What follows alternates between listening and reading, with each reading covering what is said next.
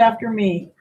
I pledge allegiance to the flag of the United States of America and to the republic for which it stands, one nation under God, indivisible, with liberty and justice for all.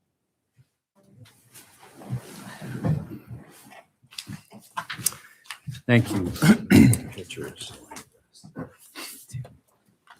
So do we have a motion to approve the minutes?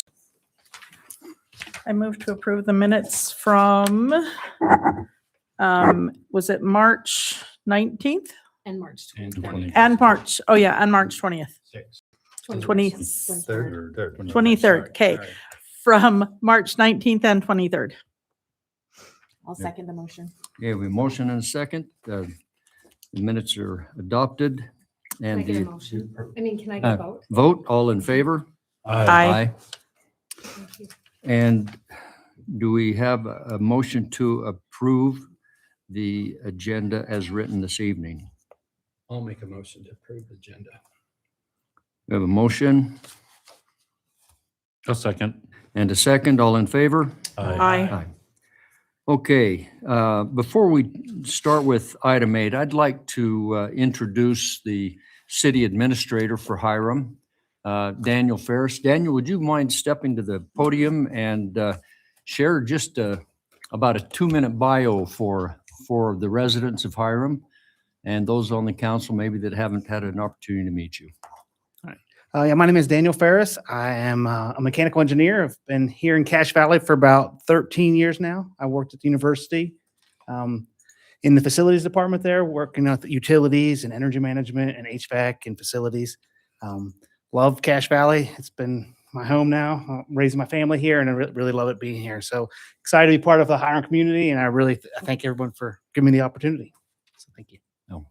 That was only a minute. Give us That's a one minute minute? more. A little Tell more? us. Yeah. So I'm originally from Pennsylvania. That's where I grew up. The Air Force brought me to Hill Air Force Base. This is where I fell in love with Utah and have never wanted to leave. So the Air Force took me a few other places, but I eventually came back and found my way back here to Cache Valley. So I really love it. Excited to be here. Thank you, Daniel. Appreciate that. Okay, I'd like to make a motion to amend the agenda. I'd like to move 10B to 8A. I'm not going to, I think you've all read the ordinance, and I'll have Tony Eakins, if we amend that, come to the podium. Do we need to vote on that? Will you also take Kevin Peterson? He would do his Okay. application today. All right, so all in favor of amending the agenda? But you can't make the motion.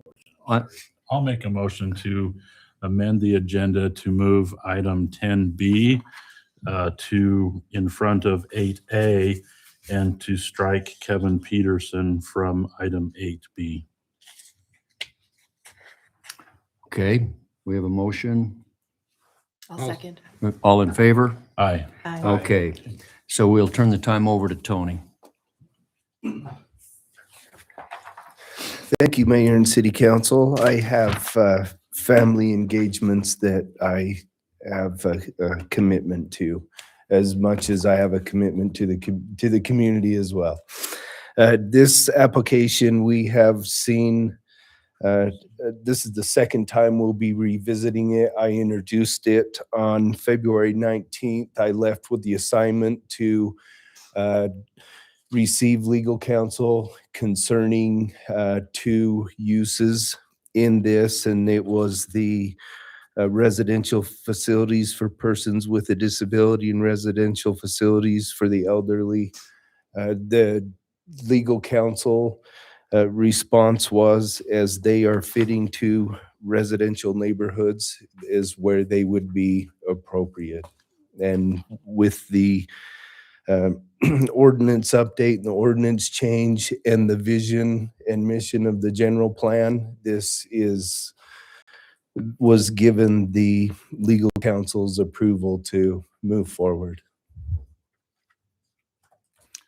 Okay. I hope everyone's had an opportunity to read and to research that. Do we have any questions from the council with regard to this ordinance 26-10? No?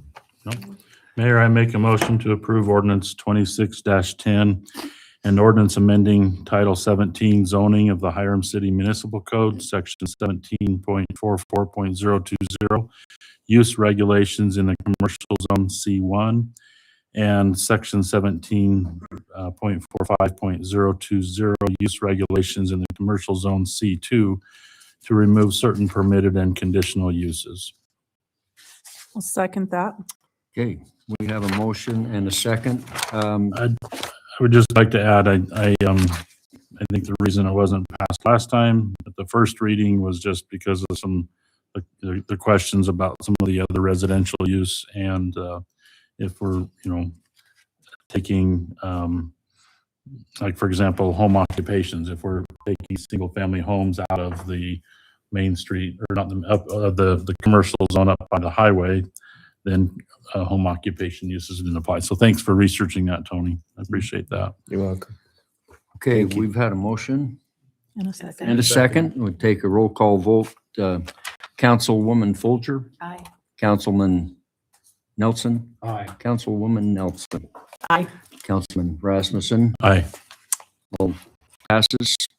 Thank you, Tony. Thank you. Tony, let me just give you a public thank you for the wonderful good work. The attention to detail that you pay on these ordinances. It shows, and it'll be a great benefit to the city. So thank you very much. Thank you. That last ordinance that we worked on, as I mentioned, it could potentially be a model for other communities. It received the attention of the Salt Lake Tribune. Yep. And they had contacted us. Thank you. Excellent. Thank you. Okay, so at this time, we'll go to 8AA, which is the reviewing the city council midterm vacancy. And so I'm going to turn the time over to our city recorder, Stephanie Fricky. Right. I am Stephanie Fricky, the city recorder for Hiram City. On behalf of the city, I would like to thank each of the applicants for applying for the vacant city council seat and for your willingness to serve our community. Your interest, time, and commitment to public service are sincerely appreciated. The individuals selected will be appointed to serve the remainder of the unexpired term, which extends through January 1st, 2028. We appreciate your participation in this process and your dedication to the residents of Hiram City. First of all, I received a question tonight why this was being appointed rather than elected by the citizens. Utah state law governs elections, and they have a specific policy that if there is a midterm vacancy, that it is appointed by the city council, and depending on what form of government you are, which Hiram City Council is a sixth council form of government. And so there is a process that outlines filling that vacancy in Utah State Code, which does leave the city council, not the mayor, but the city council to appoint to that position. This person will be appointed until, well, they would have been appointed until the next election, but this term expires by the next election. So we're good to go. First of all, if I could get the candidate to stand briefly when I state your name, just so that we can see who you are. And then you can go ahead and sit down. David Bennett. Joshua Kyle Cannon. James L. Montwright. Benjamin Nelson. David Karchner. And Roy Savage. All right. So I'm going to explain the procedure tonight, and part of this is state law, so that everybody understands and that there is transparency. So this procedure outlines the interview and voting process for filling a midterm vacancy on the city council in accordance with Utah State Code 20A-1-510. The process is intended to ensure fairness, transparency, and compliance with state law. Tonight, all candidates will initially be present in the city council chambers. After explaining this presentation, to preserve the integrity of this process, we kindly invite all the candidates to wait in the museum until the candidate is called into the council chambers individually for their interview. This is a public meeting, and the city is not requiring candidates to leave the council chambers. We are only inviting you to wait in the museum with the other candidates. The interview tonight, the interview order was determined using the same randomized order as the election ballot in accordance with Utah Code 28-6-305. We are using the 2024-2025 random list because the 26 list will be available next week. So that's the one we're using. So interviews. Before acting to fill the vacancy, the municipal legislative body shall, in an open meeting, interview each individual whose name is submitted for consideration and who meets the qualification for office regarding the individual's qualification. Utah Code 28-1-510 1C4. Now I'm going to explain it. Each candidate will be given a total of 15 minutes. Time will be strictly enforced to ensure fairness. Warnings and notification will be provided when time has expired. You will be looking at me. I will hold up a 30-second time, 10 seconds, and then time. And I don't mean to be rude, but I will say thank you. All right. Each council interviews will proceed without interruptions between interviews. All candidates will be asked the same questions.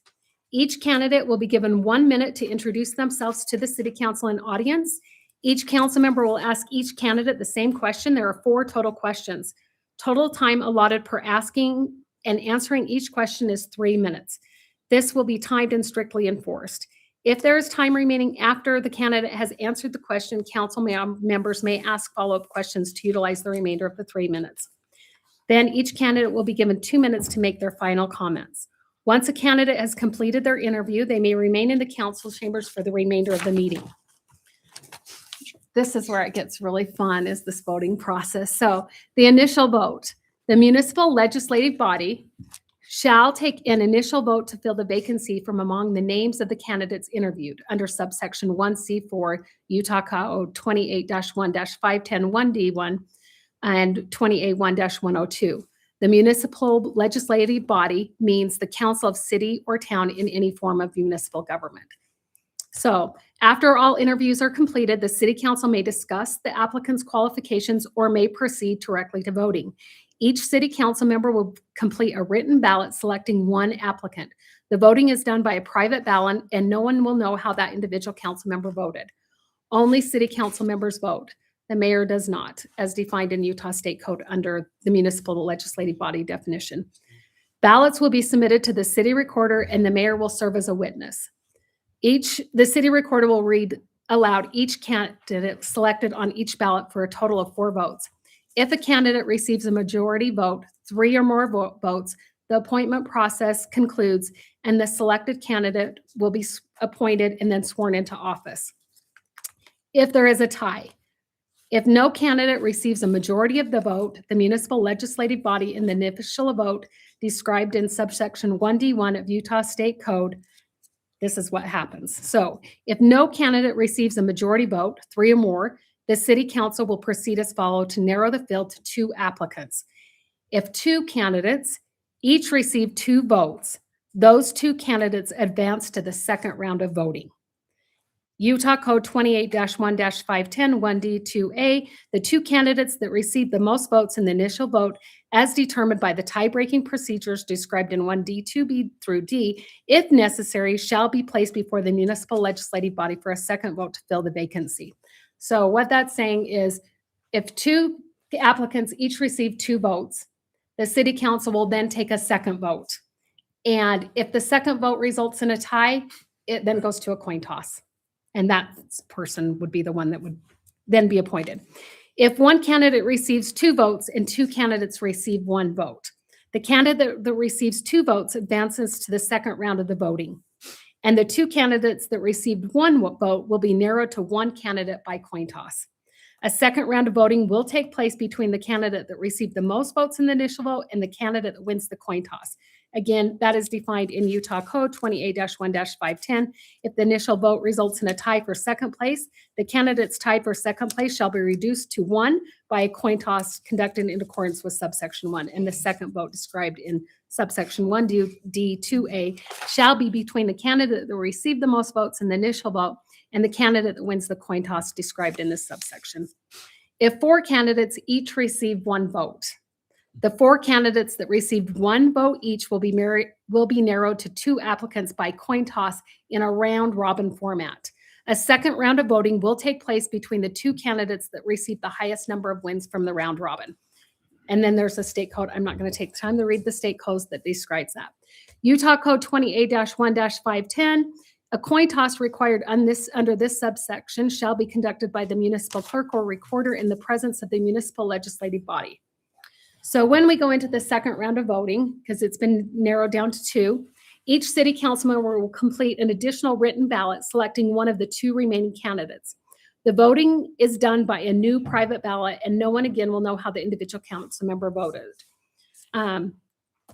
If a candidate receives a majority vote, 3 or more votes, the appointment process concludes and the selected candidate will be appointed and sworn into office. If no candidate receives the majority of 3 votes, a coin toss will decide who wins. So the coin toss. A coin toss will occur in the same order as the interviews, using the same randomized order as the election ballot in accordance with Utah State Code. 2 candidates coin toss. Following a second vote, a coin toss will take place between the 2 tied candidates. So that's when you have your first initial vote, it was narrowed down to 2, and now you have 2 candidates and the council voted again, and it still resulted in a 2-2 tie. The coin toss will decide who wins, and that candidate is appointed and sworn into office under Utah Code 20A-1-510 1D3. If neither candidate receives a majority of vote of the municipal legislative body, the vacancy shall be determined by a coin toss between the 2 candidates in accordance with subsection 1D 2D. So to determine the second candidate, when a candidate receives 2 votes and 2 candidates receive 1 vote. Okay, so this is the initial vote. A coin toss will take place between the 2 candidates that receive the 1 vote, each to determine the second candidate for the second vote. The winner of the one that received 2 votes does not participate in the coin toss. The winner of the coin toss between the 2 people that received 1, the winner of the coin toss and the candidate that initially received 2 votes will be placed on the ballot for a second vote. And then I have candidate A will be the first name listed using this random order as the election ballot and will be assigned heads. If you're candidate B and your name is second on the list, you will be assigned tails. If the coin tosses and it's heads, the candidate A will win. If it's tails, candidate B will win. When I toss, and if I forget to do this, please remind me because this is by state law. If the coin, I need to announce that if the coin lands on heads, candidate A is the winner. If the coin lands on tails, candidate B is the winner. And then I'll toss the coin. If the coin is flipped and ends up being propped up against any obstacle and does not lie flat, the coin will be flipped again. All right? We all know how to flip a coin, right? But we're not finished. If 3 or more candidates, coin tossed, we are going to refer to the round robin rules. And that is, if there's 3 candidates, then we determine the 2 candidates for a second round vote when 4 candidates receive 1 vote each. And the round robin is a very complex, and I am not going to get into that unless we have to get into that tonight. Okay? Because hopefully, it's the due process will happen. So I shouldn't say hopefully. Anyway, so if you want to, if all of the candidates will stand up, Margaret, you don't have to again. I'm inviting you. Margaret, if you will take them to the museum, when there's 1 minute left, Margaret, I will inform you to go and grab the next candidate in the ballot. And we would encourage you, I don't think that it's on Zoom in the museum. So we encourage you not to dial in Zoom on your phone and watch the proceedings. But and also there's a test. You will need to recite everything that's And if you Stephanie pass it, after. you can have my job.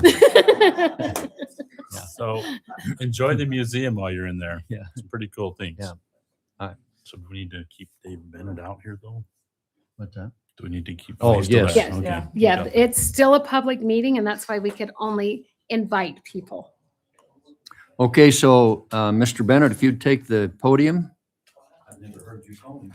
Well, firstly, distinguished members of the council, Your Honor, the Mayor, Stephanie, I thank you for all that you've done to serve and make our community better, and thank you in advance for all that you're going to do. And I look forward to the opportunity to join you in that effort. My name's Dave Bennett. I moved to Cache Valley in 1983 to attend Utah State University. And after finishing my studies, Cache Valley was home. It reminded me of where I'm from, and I love this area. My wife and I started to search for a place to call home. We searched Logan, we searched several other different communities, and Hiram was the only community we visited twice, and ultimately made the choice to make this our home in 2001. It seems like just the other day, but it's coming up on 26 years. So that's a little bit about me, and Hiram is our home, and we've never regretted the decision to move here. And we look forward to working in whatever effort we can to continue to build this wonderful community. I look forward to our discussion. Thank you. Thank you. I'm going to open it up to questions from the council at this time. And Rebecca, would you like to start? Sure. Dave, what, in your opinion, are the top three priorities, or sorry, not priorities, issues facing our city, and how would you realistically address them within your first year on council? Well, that is an excellent question. The top three challenges, Top three issues or challenges, and how to address them. Well, when we first moved here in 2001, Hiram was making the transition from a small agricultural community to a city. And with 9.5 years of service on planning and zoning, I had the opportunity to see what that growth was like and to help structure plans to deal with that growth. During my time on planning and zoning, we rewrote the master plan and code 16 and 17. And I know they've been modified some since then as well. Obviously, growth continues to be a major issue or challenge for the city. And I think as we are forward-looking with our codes, with anticipating the desire of people to come to this great community, we can anticipate what we need to do to protect the value of our communities, to protect the pioneer heritage of our communities, as well as to anticipate that future growth. And that growth would also start to fall in the areas of encroachment by cities around us and protecting, for lack of a better way to say it, our space and our areas.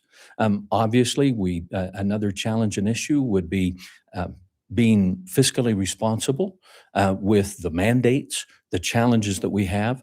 There's areas that we have to spend money on. It's needed. It's necessary. That's why we have an organized city government. That's why we have an organized budget. That's why we have taxes and monies that we collect. But to spend that wisely as we can, making the best right decisions through facts rather than feelings or opinions or hyperbole, and to continue to meet the needs of the citizens while maintaining city government at an appropriate level, rather than become overly bloated, as we can see happen in many other communities.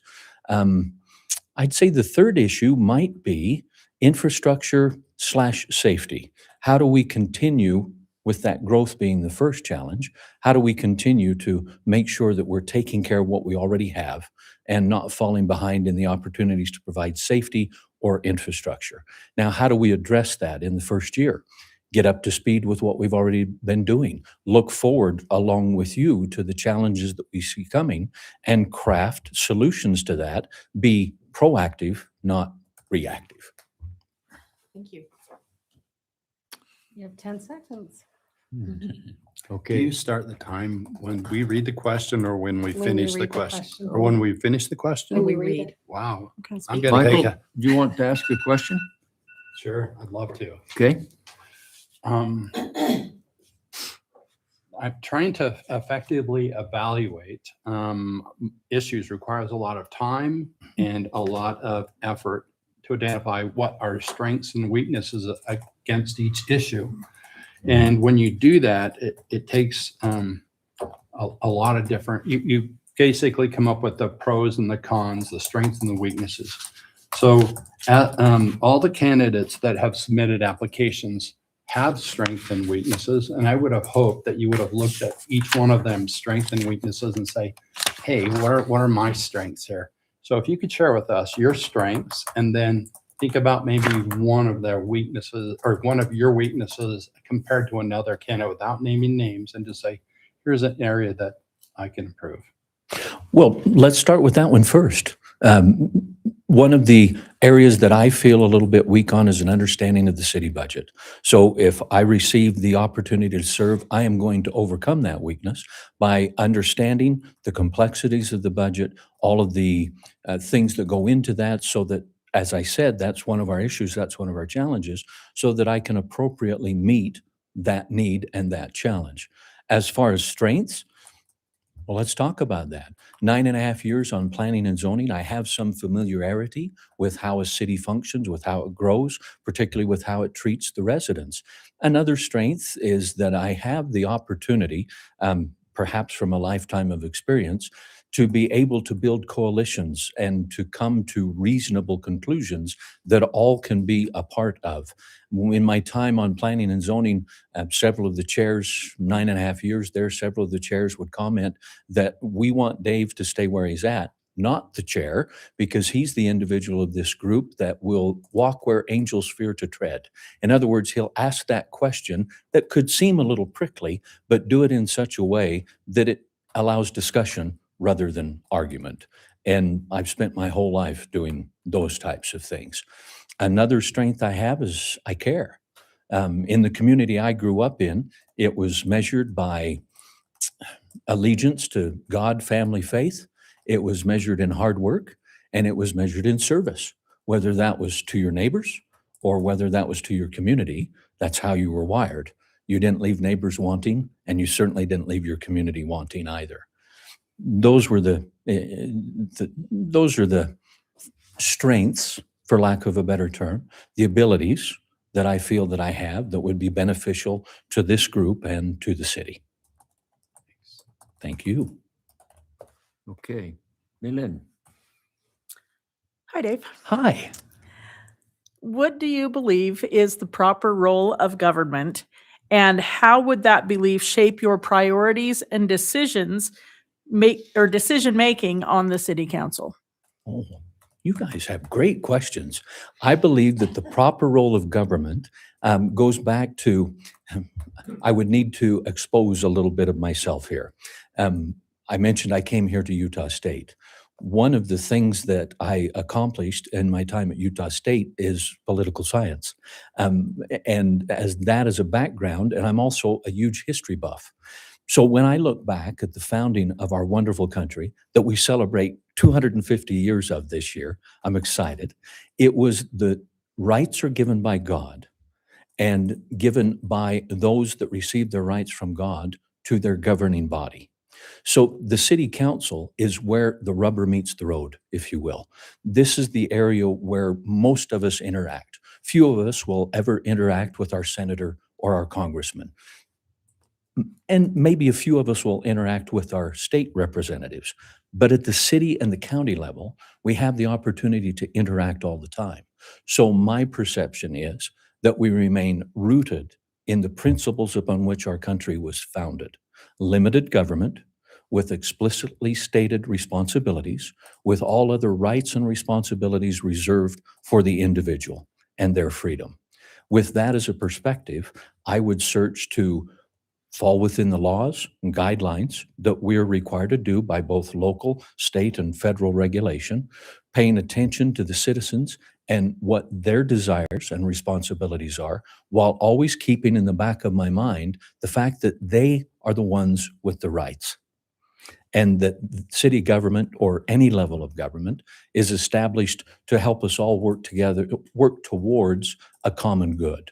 Rousseau, the wonderful political science writer from long ago, even older than me, he talked about the common good. And he used an argument of the town square for that.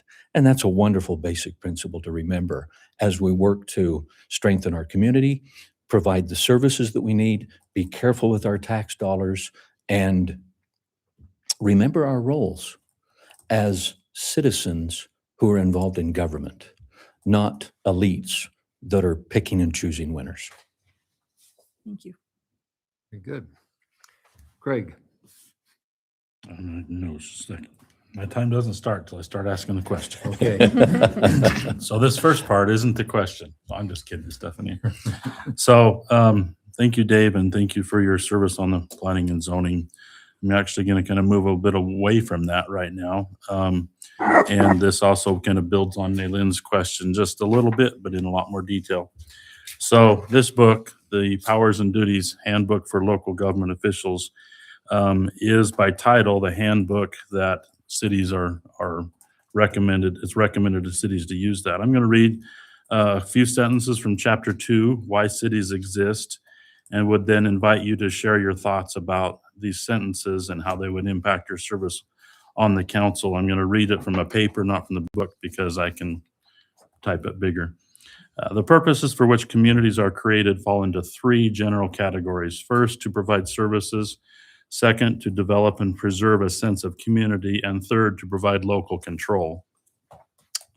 In speaking of local control, the handbook states, it seems that most people now view local government as the government that tells people what they cannot do with their property.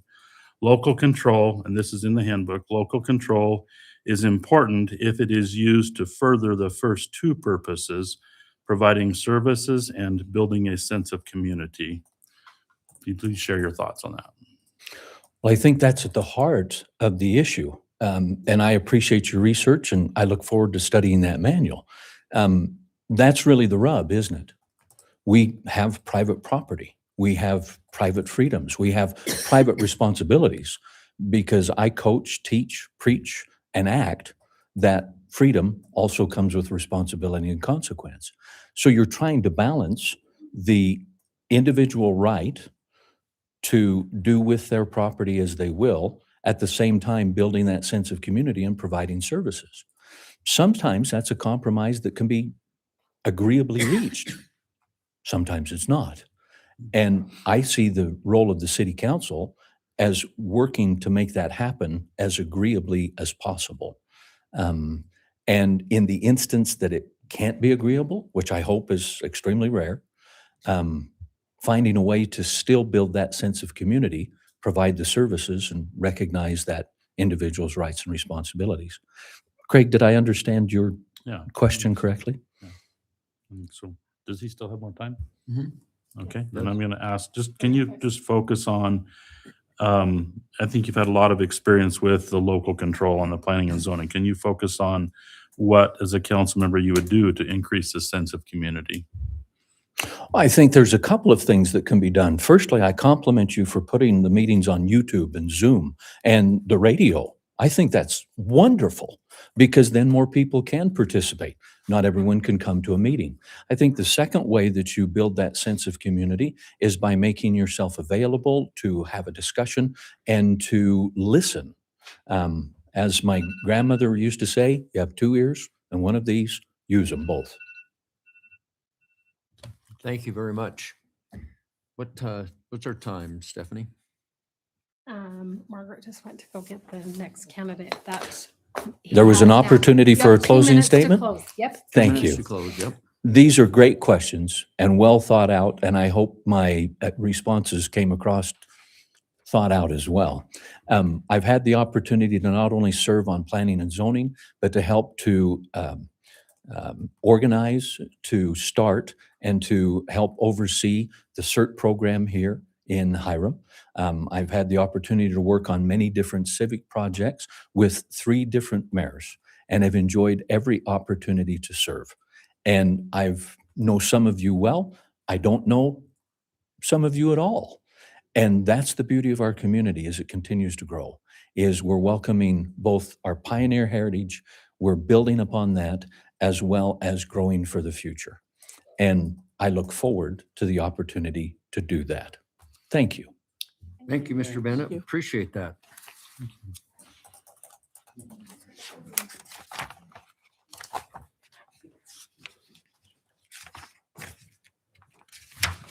Okay, Josh Cannon, we'll start your time and maybe start by telling us just a brief bio on who you are, please. Okay, sounds good. So I'm Joshua Cannon. My family and I, we've lived in Hiram for about 6 years. This summer will be 6 years. Father of 4 kids. Both sides of my family are from Cache Valley. My mom's side is Mons, and so very closely tied to the valley with just directly descended from Peter Mon through my mom's side, and have a great desire to kind of keep tied to the roots of our family or our valley. I love being here, and Hiram has been fantastic ever since we've been here. We've loved it. That could take in half the valley of Peter Moore. I know. Yeah. Yeah, I'm related to too many people sometimes. Yeah, it's been good though. So, Okay. Anything else you'd like to start with before we start asking questions? yeah, so I ultimately am interested in the city council just because as a father who's trying to raise his kids here in Hiram, I have a deep desire to see where the future of Hiram goes and to have an impact on that. And I think quite a bit of my background with leadership, and I've been helping with the current CERT team with the coordinating activities, things of that nature, and just have a desire to be more involved. Thank you. Okay, we're going to start with some questions. Why don't we start with Rebecca again and come right down the line? Okay, hi Joshua. Hi. What, in your opinion, are the top 3 issues that our city is facing right now, and how would you realistically address them within your first year on the council? Yeah, that's a great question. One of the concerns that I can see as a potential issue is always growth. That's one of the things as I talk to neighbors and other citizens within Hiram is brought up consistently. We're not too far away from Logan, and I think everybody's really familiar with the traffic and the congestion, the issues with Logan, and the desire to not repeat those things here in Hiram, to be able to keep Hiram a little bit more open and not have the same kind of traffic and congestion, and a desire to kind of maintain that agricultural and rural feel while having responsible and controlled growth. As far as how I would address that, I'm not probably in a position to answer that right now because I'm not into politics very much. And so I'd have to spend some time researching, kind of familiarizing myself with what options are available. My ultimate desire, though, is to be a voice for the citizens and for the people of Hiram. I recognize that I have my own desires, but if that goes contrary to what the people of Hiram want as a whole, I don't really feel it my place to dictate, my personal opinions when Hiram citizens want something different. If that makes sense. Okay. Thank you. Okay, Michael? Thanks for coming. Yeah. Whenever we try to effectively evaluate an issue, a problem, we spend a lot of time and effort trying to decide what are the pros and what are the cons, what are the strengths of this decision and what are the weaknesses. And as all the candidates have submitted their resumes, probably, I hope you've had a chance to look at those and that you've seen some of their strengths, their weaknesses, and you might compare them to yourselves and say, hey, what are my strengths in relationship to those? If you could share with us your strengths as it relates to the other candidates, and then at least one weakness that you feel like that others had that were stronger than yours, and maybe how you'd approach to work on that. Yeah. Having read through the applications from the other candidates, there's definitely some great strength in all of them. For me specifically, I have been in leadership since I was very young, through both religious and job opportunities. And over the past probably about 16 years, I've really focused on developing a servant leader mentality. Instead of a manager, I'd strive to be a leader, one who understands the people, understands where they're coming from, but is also able to communicate both sides in any situation, be able to understand it and put myself in other people's shoes.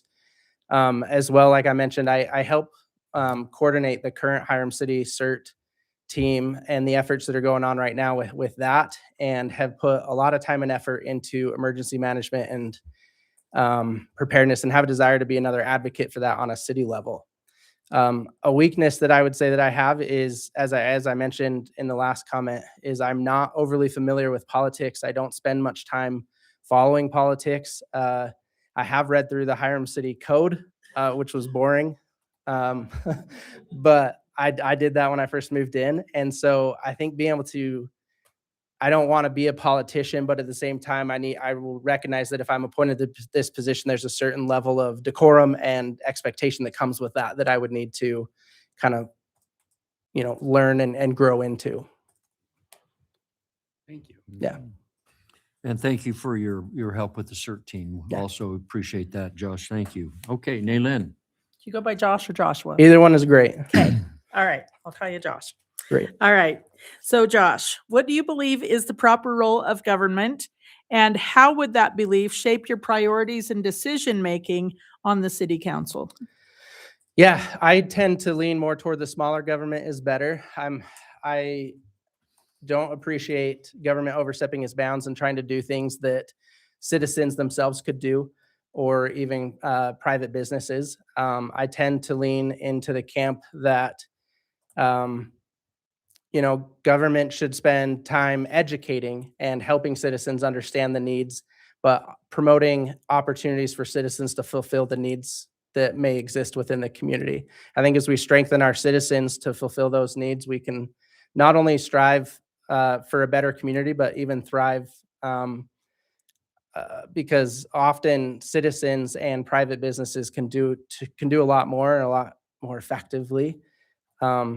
And so I personally strongly desire small, limited government that tries to put the power in the hands of the people to do what is needed within our community. Thank you. Could I just ask a follow-up question to that? Yeah. That'd be all right?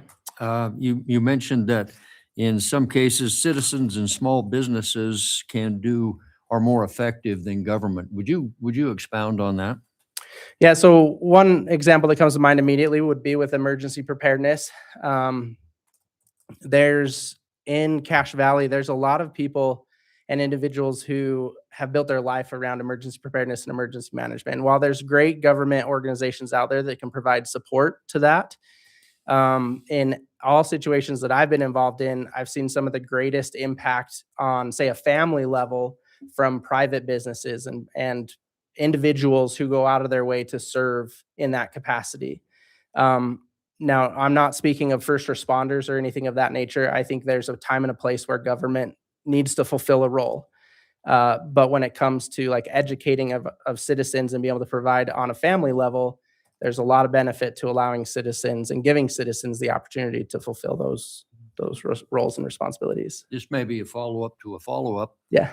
Do you feel that government within Hiram has overstepped its bounds in helping citizens in that light? No, not specifically. I can't think of any example where I would say Hiram has overstepped its bounds. I think from my perspective, I have a stronger desire to just help Hiram continue to support citizens in that regard. Okay, thank you. Yeah. Craig? All right, thank you, Mayor. So Josh, I apologize if I flustered you by getting up to walk over and talk to Stephanie for a second.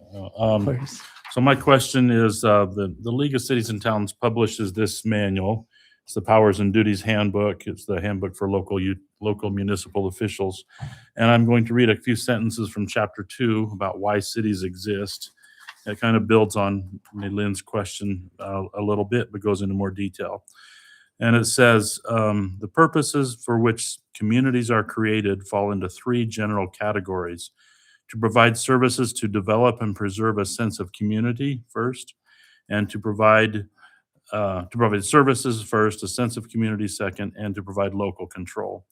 And speaking of local control, it seems that most people now view local control as the government that tells people what they cannot do with their property. The handbook also states local control is important if it is used to further the first two purposes of providing services and building a sense of community. Can you share your thoughts on that and kind of how that would fit into your responsibilities as a council member? Yeah. Gosh, that could take me the full 3 minutes just to ponder.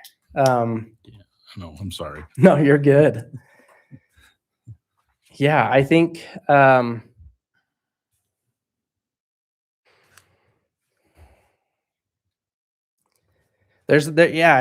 want to look into that a lot more deeply, because I do see the benefit. Like I kind of am thinking of both sides of it here, that there is that sense of control in order to provide those first two aspects of the city. For me, it all comes down to balance and listening to the citizens of Hiram, So I manage a team of consultants currently, and one of the ways that I use to kind of gauge with where the team is at is what kind of escalations come to me from my team members.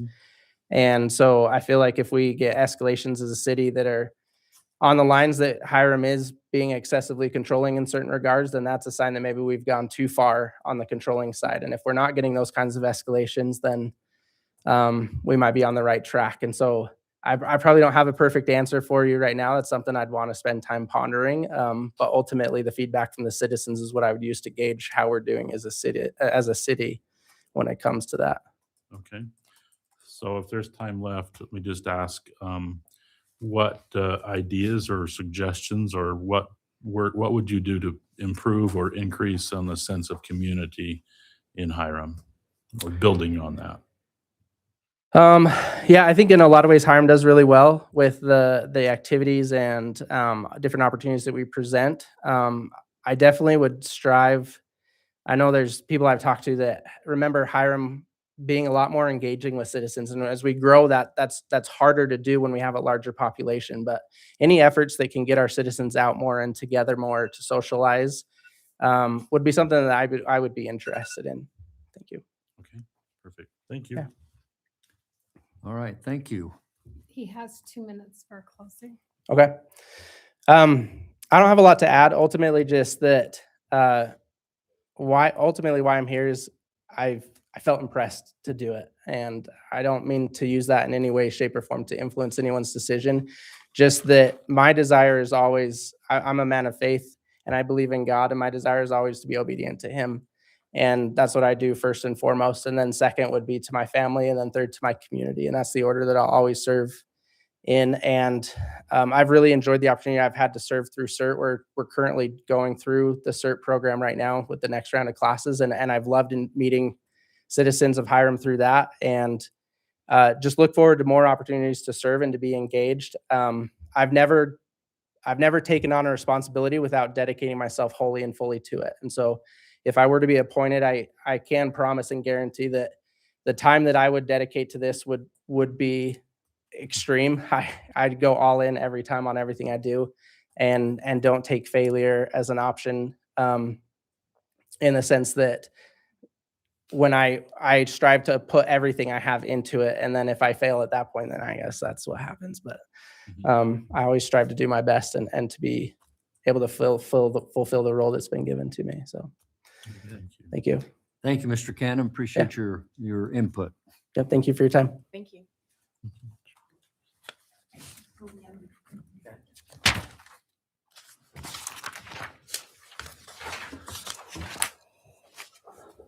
Okay, Mr. Wright, would welcome you and would give you a couple minutes to maybe give us an introduction, and then we'll begin with some questions.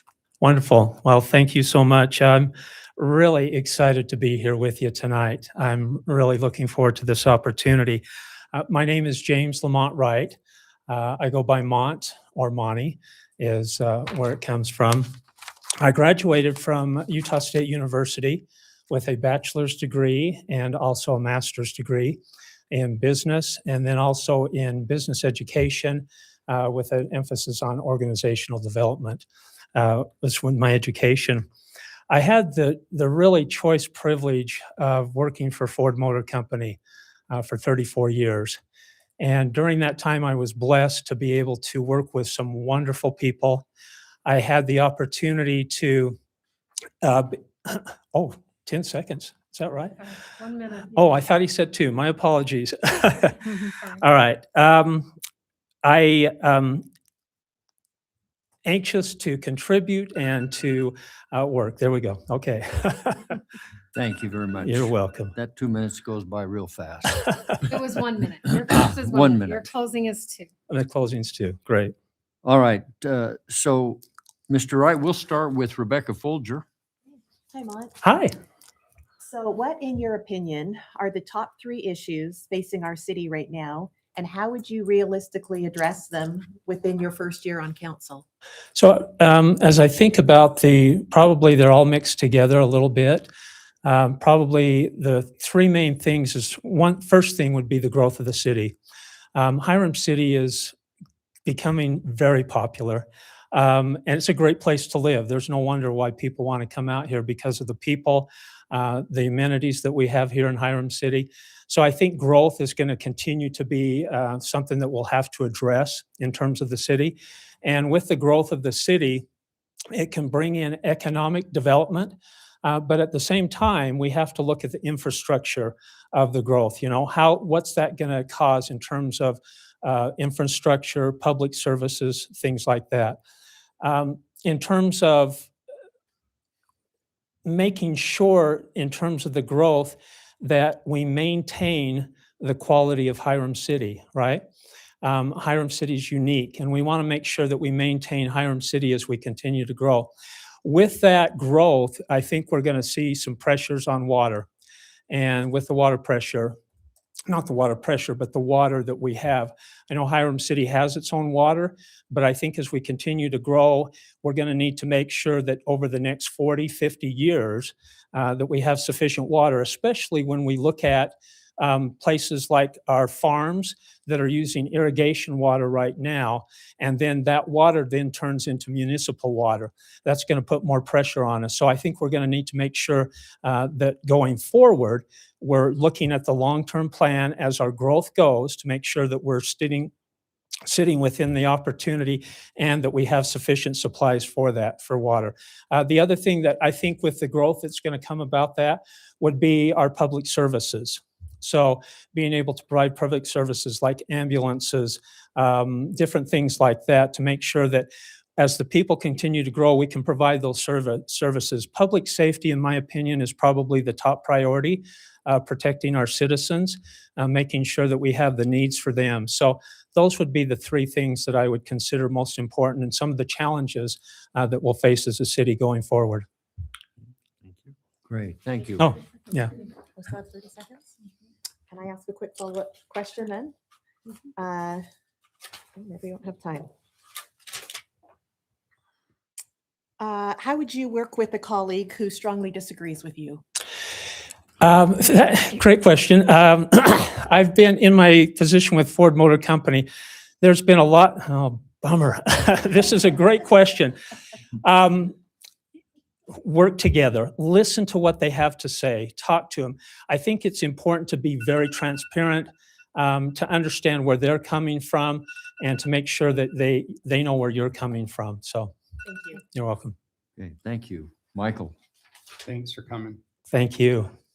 As we try to effectively evaluate problems and issues with the city or any type of work, we always identify what the pros and cons are, identify strengths and weaknesses when we do that.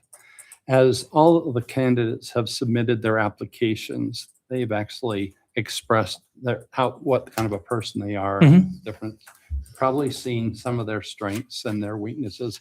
I'm hoping you took time to review other candidates besides yourselves, but if you could share with us what are some of your strengths compared to some of the other candidates, and then at least one weakness that you see other candidates are stronger in, how would you overcome that?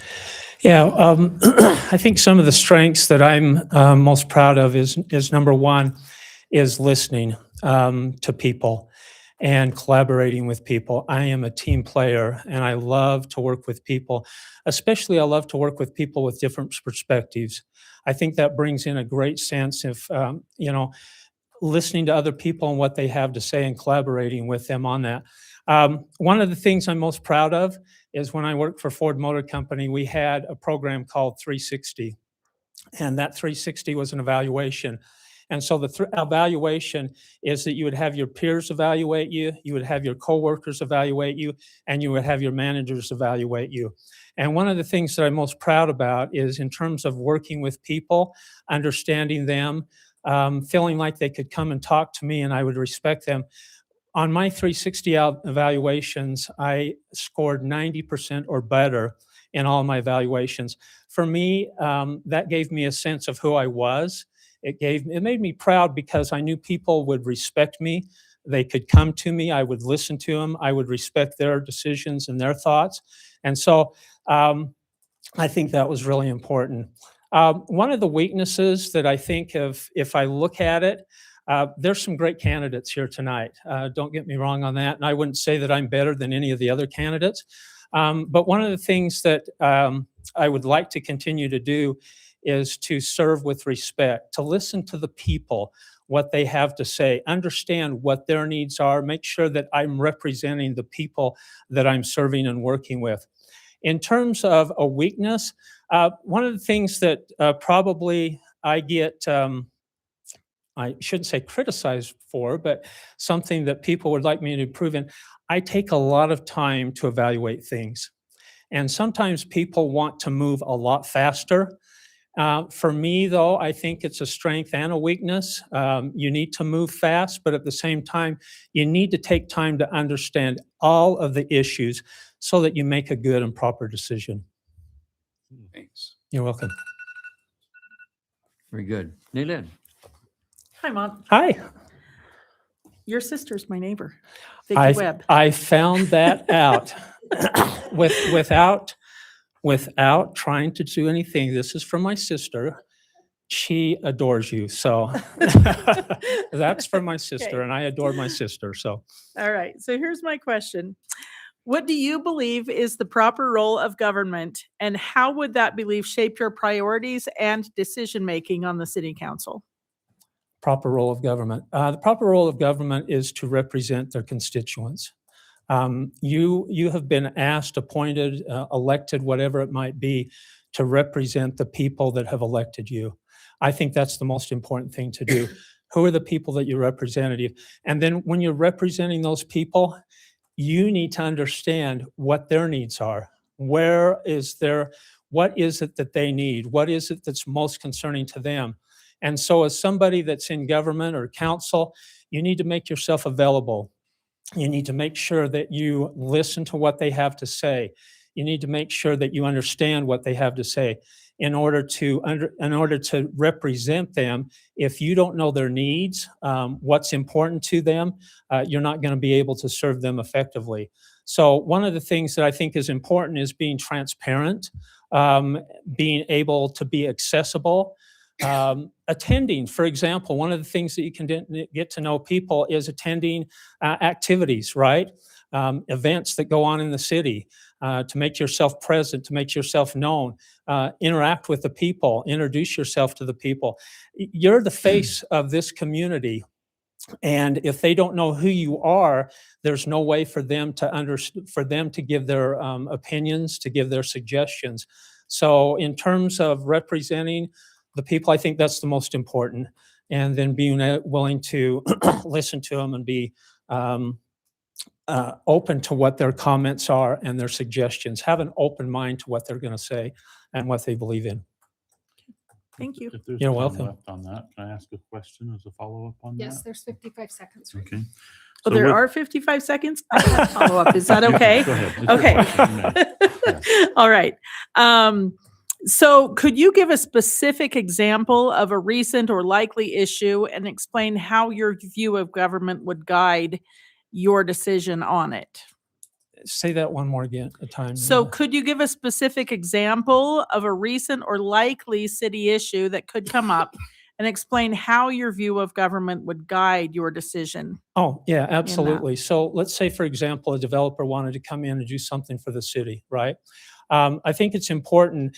The developer may bring some good economic impact for the city, but at the same time, you need to look at what's that going to do for public safety, what's that's going to do for infrastructure, what's that going to do for the traffic. And so it's important that you understand both of those items in terms of weighing out the economic decisions versus what kind of impact, and does it match with what the city wants to go forward to.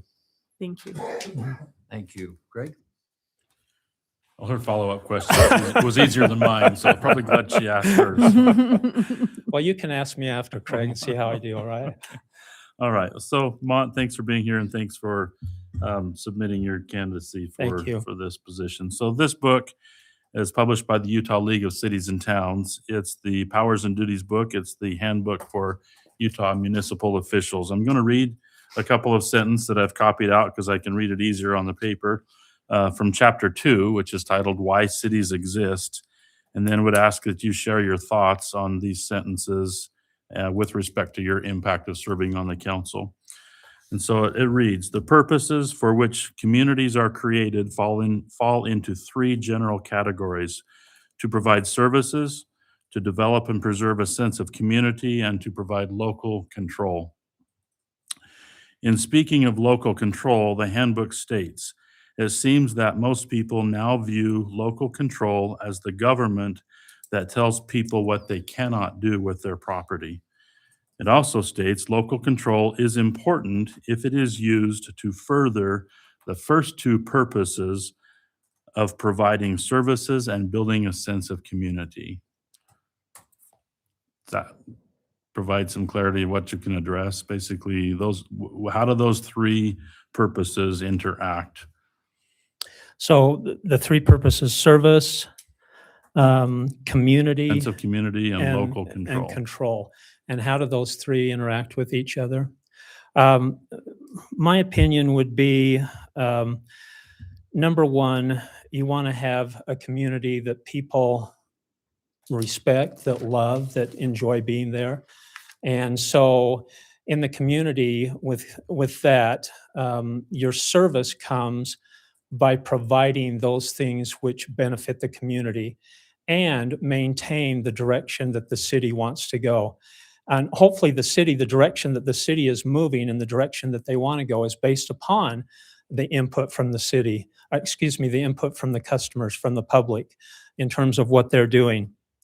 A community is important. If you look at Hiram is, I wouldn't say a unique community, but it's a community that provides a lot of amenities, but it still carries that nice, natural urban feeling where you can feel safe when you go outside, when you can walk the streets. It's just a wonderful place to be. And so when you're looking at control, you need to balance each of those three things. What does the community need? What type of services are we going to provide for the community? And then how do we control that? One of the key things in terms of is making sure that you tell the people reason why you're doing this. If people understand why you're doing what they're doing, they'll respect that. If they don't know why you're not doing it, it'll be confusing for them. So communication is very key in that process. Thank you. Thank you very much. That was a hard question. My wife read the question and she says, and she helped me get the wording because I probably wasn't that good. And then she says, I'm glad I don't have to answer that. So give us 2 minutes as a wrap up, would you please? All right, Stephanie, I get 2 minutes, right? You got it. Okay. First of all, thanks again. I am so excited to be here. I'm thrilled at the opportunity that I may have to serve with each of you. I really appreciate your time, and I appreciate the service that you're providing. And I think that's wonderful that you're doing that. I would cherish the opportunity to work with each of you. I think it would be a great opportunity to serve with you. My interest in serving is because of the appreciation for this community and for the people who live here. My family, my father lives here. My two sisters and their family lives here. My brother-in-law lives here. My brother-in-law has served on the Hiram City Fire Department. My father, Richard Roberts and Carol Roberts, they were staunch community members here. So I have a lot of ties going back to Hiram.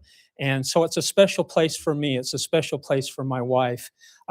When I was in the museum, I noticed mods. They had the mods there.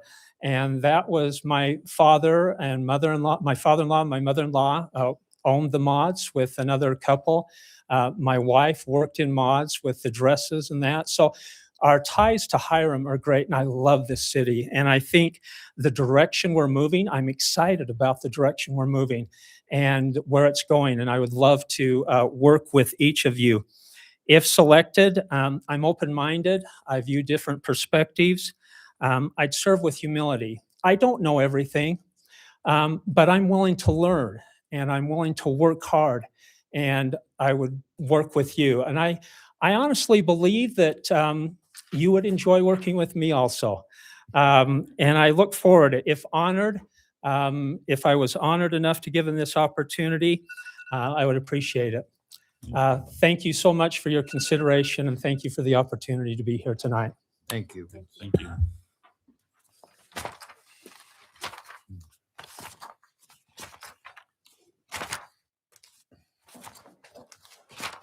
Okay, Mr. Nielsen, we'll turn 1 minute over to you for a quick bio, and then we'll begin some questioning. Okay, I'm Ben Nilsson. I grew up not in Hiram, I guess south of Hiram to be specific, between Hiram and Paradise, but I always considered myself in Hiram.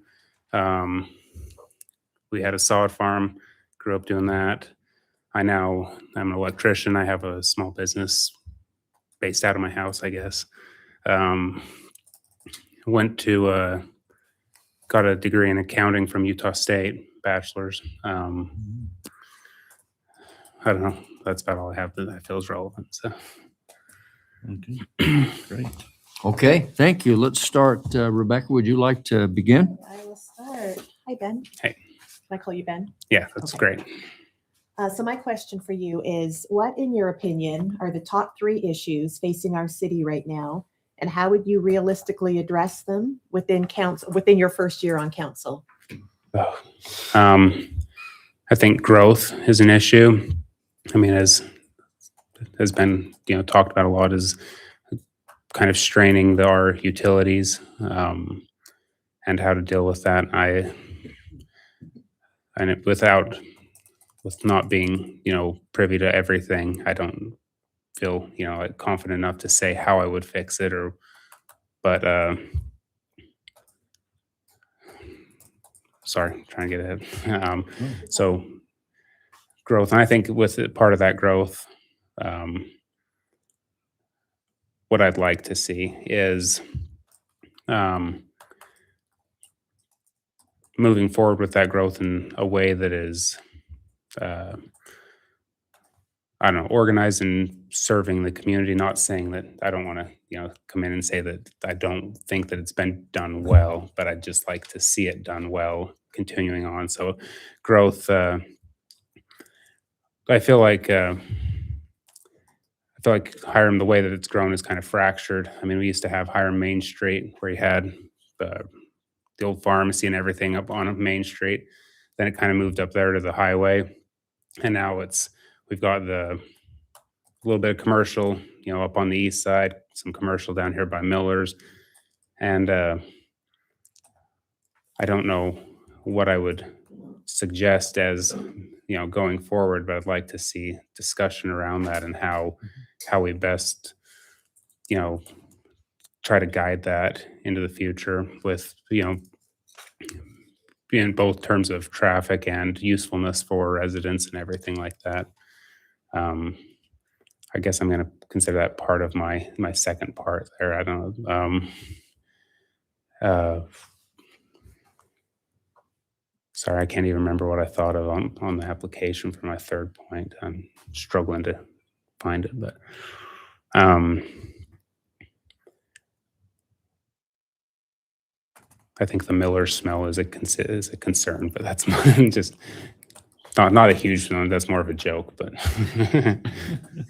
that's what Hiram's known for. Anyways,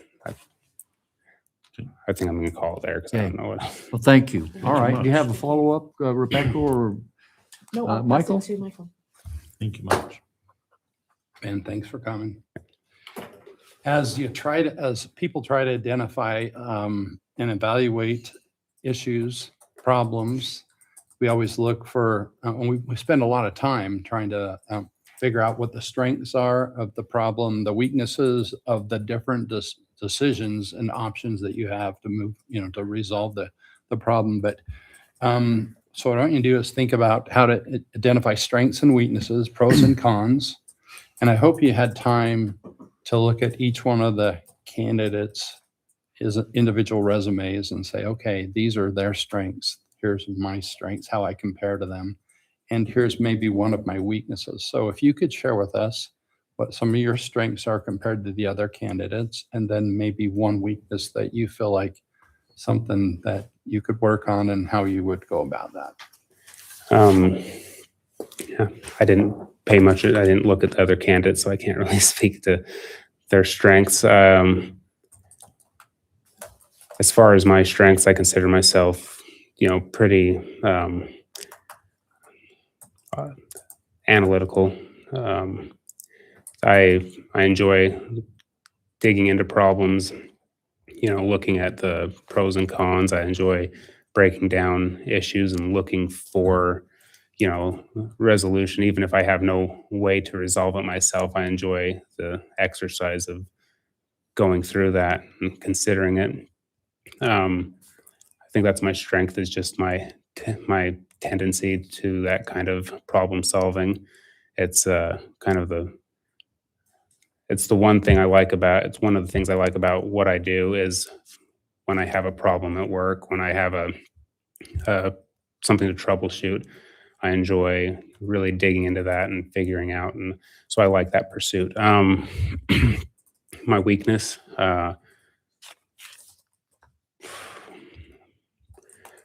I'd say, in general, my weakness is scheduling. It's managing my time.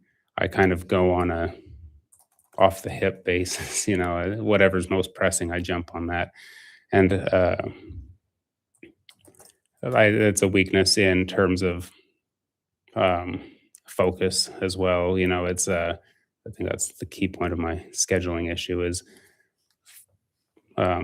always, I don't know, jumping to what I feel is a priority instead of, I don't know. Anyways, yeah. Good. And public speaking, obviously. We think you're doing a great job, Ben. Thank you. Yeah, just, I enjoy the encouragement. yeah, I appreciate you- it. You are. So, good. All right. Naylin. Okay. This is kind of scary, so thanks for being here and doing this. Okay, Ben, what do you believe is the proper role of government? And how would that belief shape your priorities and decision-making on the city council? I think the role of government is to kind of ensure everybody's, on a very general scale, ensure people's freedom to an extent, like we should all have freedom, but freedom isn't absolute. I think freedom comes at the expense of, not at the expense, but with consideration of other people's freedoms as well. And, how we all need to interact and cooperate within a society. So a government is there to regulate and set reasonable standards and reasonable, laws and everything that we all can abide by and can facilitate cooperation and everything, like in a broad general sense. So. Okay, do we have Good. time left? Okay. Minute and 45 seconds. Could you give a specific example of a recent or likely city issue and explain how your view of government would guide your decision on it?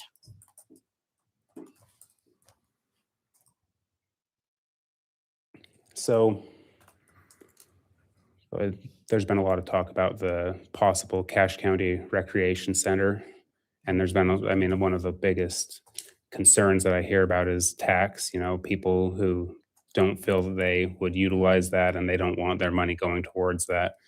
And so I personally would like to have a recreation center, something that was widely available, not just for myself, but I think that I think it's a value to the community as a whole, especially where your market alternatives are quite expensive for families.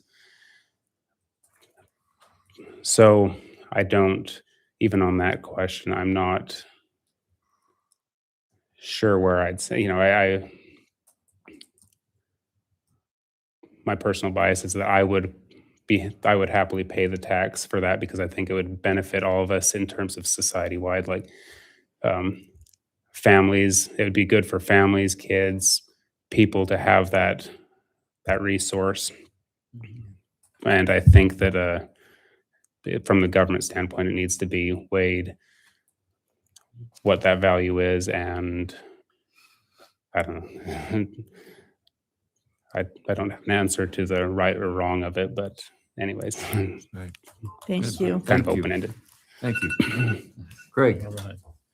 Well, I think you nailed a good example of what Nayland was talking about. And that's one of the very hard things of local government is trying to understand and make decisions on that very type of situation.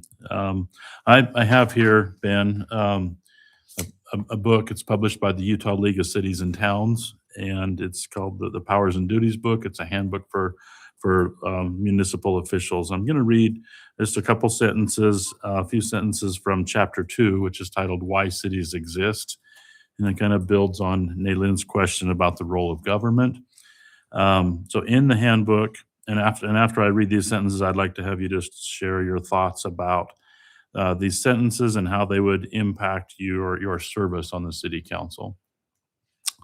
So it states that the purposes for which communities are created fall into 3 general categories: to provide services, to develop and preserve a sense of community, and third, to provide local control. And with respect to the local control part of that, it states that it seems that most people now view local government as the government that tells people what they cannot do with their property. And with respect to that, it says local control is important if it is used to further the first 2 purposes of providing services and building a sense of community. So, considering those 3 purposes, how do you feel that local control should be used to, or could be used to provide services and building a sense of community?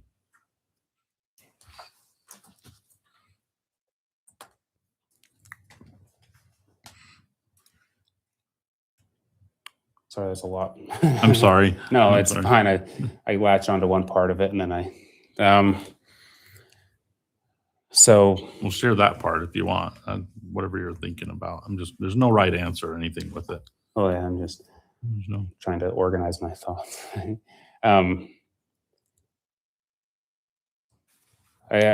I hear a lot about the complaints about, it's my property, I want to do what I want with it. And I understand that because I work with building inspectors all the time and I despise it. But I mean, they're there for a reason because, without a standard, you have no idea what's in those walls. We've opened up buildings from the 20s and it's amazing what survived that long. So on that vein, I think that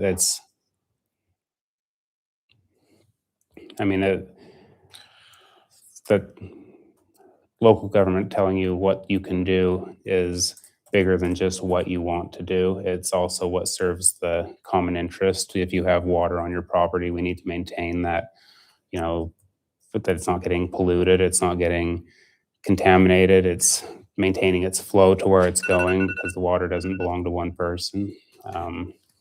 So I think that it needs that viewpoint of your freedom in that needs to be balanced and understanding with, your position in it. I guess hopefully that answers it somewhat. It does. Yeah, it does. Like I said, there's no one. It's a difficult question, and it's just it's something that we all, as a council, there's we talk about serving the citizens, and I'm sorry I'm not taking your time, but it's a hard thing because we get asked, we want to be represent the citizens, but there's always citizens on both sides of everything that we're considering, and just anyway. So, but thank you. Establishing local control and services is really a challenging thing sometimes. Thank you, Ben. So give us, just to wrap up, give us a 1-minute wrap up, please. 2 minutes. 2 minutes. Oh. Okay, well, sorry, I've got to gather my thoughts again. I get overwhelmed, just wrapped up. I guess, yeah, to wrap it all up and try to drive home what I'm trying to express in my answers is that from my viewpoint, I try to see both sides of any issue, try to understand, where it's coming from and how that affects both sides, and judge that based on, both the impact, to either side of that and how that, yeah. So basically, I try to look past my own bias and try to look at the overall and, what's right versus right for me or for any one person. So yeah, I'll leave it there. Well, thank you. We appreciate you taking time to be with us and to submit. That shows a lot of respect, I think, and we appreciate you being here. So thank you.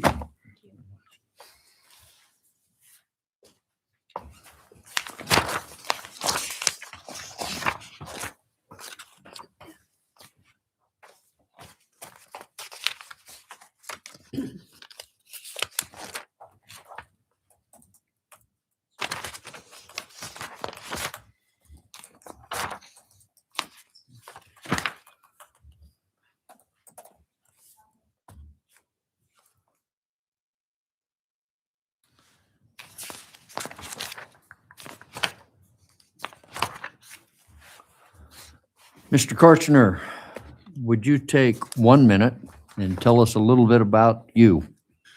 I would love to do that. My name is David Karchner. I'm here tonight, again, to express my sincere interest in serving our community through this council vacancy. My wife and I moved here about 5 years ago from Maryland. We're originally from Utah. We lived in Maryland from a business we started that was set up and designed to serve local governments and rural communities, bringing broadband and public safety communications in an affordable way to those communities. So I've had an opportunity over the years to work with a lot of local governments and county governments in providing needed services to their communities in the Northeast through Pennsylvania, New York, Maryland, West Virginia. And so I'm really looking forward to an opportunity to be able to serve here. Perfect. Good time. Okay, we'll start with some questions. Rebecca, would you go first, please? I will. Hi, Dave. Hello. What, in your opinion, are the top 3 issues facing our city right now, and how would you realistically address them within your first year on council? Well, I think one of the biggest ones we have is just the growth demands that the city is having. There's a lot of vacant property and interest in developing that property, and looking at all of the demands for all of the supporting infrastructure that requires, as well as how does it impact the city in terms of our quality of life here is always I think a big issue, and always will be. We have to look at growth, but we also need to look at quality of life issues. Second thing, I think a major issue that we're going to have to be facing is with all of the addition of the Nibley sewer coming into the city. There's going to have to be a look at how do we expand the sewer system to support the additional growth that we have here. From my reading, we're at about 80% capacity. And so that'll be a consideration that we have to look at. It's not going to be inexpensive. The third thing I would have to think about, and I don't know that I've got time at this call or this meeting, Um, But a concern that I do have is that I think there are ordinances that need more enforcement as opposed to more ordinances. Just in the neighborhood I live, I know that we have several neighbors who are concerned about a number of different things where ordinances are not being enforced, and whether it deals with animals or with certain business activities that go on. So those are some of the concerns that I see. What I would do about it is I tend to be very collaborative. For the growth question, the ordinance that you passed tonight, I think reflects the city's interest in trying to do the right thing and getting the right area within the right business or residential activities in an area. Good, thank you. Michael? Thanks for being here. As we try to effectively evaluate an issue or problem that we have, it requires a lot of time and effort and to identify all the strengths and the weaknesses of the possible solutions. And as we've looked at or had different candidates apply for this position, they have put out their resumes and you hopefully have been able to take a look at them. And I hope they've had an opportunity to look at what their strengths might be and how your strengths maybe hopefully in a way that's better than theirs. If you could share with us your strengths, how it relates to the others candidates, and then maybe a weakness that you feel like one of the other candidates has a little stronger background in something and how you go about improving. Sure. My strengths come a lot. I'm an engineer by trade. Worked with a lot of telecommunications and data communications. Our company, we work very closely with some of the largest utilities in the country, and our platform works to keep critical infrastructure running well. So I understand power. I understand some of the requirements that are needed for water systems to work well. I understand as well the public safety communication needs and how those things work within a community. So I do have a background for some of the areas that Hiram is a city that's fortunate to have. You've got your own power company, you've got water, you've got sewer, you've got your own fire department. Hiram has just a lot of wonderful things that we can control and maintain. But it does mean that the complexity of what Hiram has to worry about is greater than most of those communities the size of this one. So I think I bring some strengths in areas that maybe are not covered by some of the other candidates. I am not a construction guy. I'm not a city planner. I have not got a lot of experience in those areas. And but I do have the capability of doing my homework and taking the time to learn about the things that I am not particularly familiar with. Thank you. Thank you. Maylin? Hi, Dave. Hi. What do you believe is the proper role of government? And how would that belief shape your priorities and decision-making on the city council?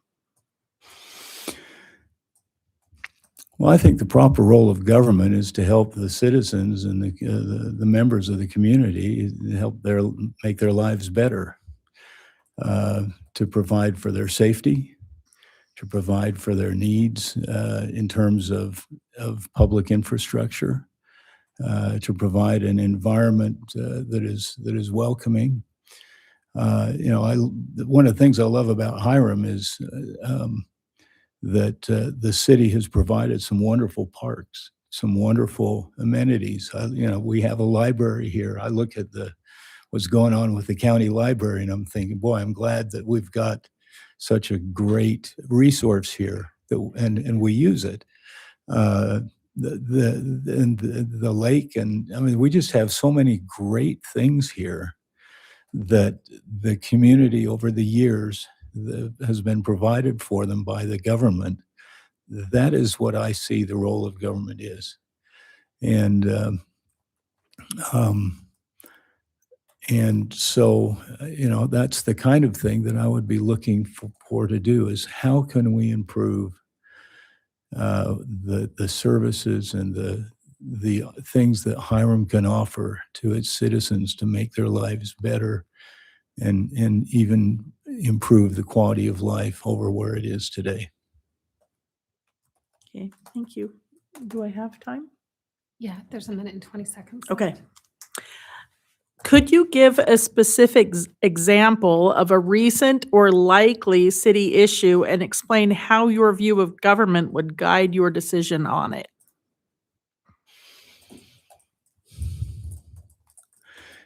Quite honestly, I have not paid a lot of attention, being a business owner and spending most of my time worrying about our work back east. I haven't looked at a lot of the Hiram City issues, but have always had the feeling that it's a well-run city. My approach for how I would look at it, though, is that is it going to be a quality of life issue, that something is going to be detrimental to our residents, to our citizens here? Is it going to hurt us economically? Is it going to place an undue burden on our citizenry in terms of taxation and things like that? Those are all areas that I would be concerned about and would guide some of the decisions I would make. Thank you. Excellent. Great. Well, thank you. Thank you, David. It's good to have you here tonight. And so my question builds a little bit on, especially given the answer that you've provided to Naylin's question, kind of builds on that and maybe a little bit more specifics and things. So this book is published by the Utah League of Cities and Towns. It's the Powers and Duties book. It's a handbook for municipal officials. I'm going to read a few sentences from chapter 2 about why cities exist, and would then ask that you share your thoughts about these sentences that I will read and how that may impact your service on the council.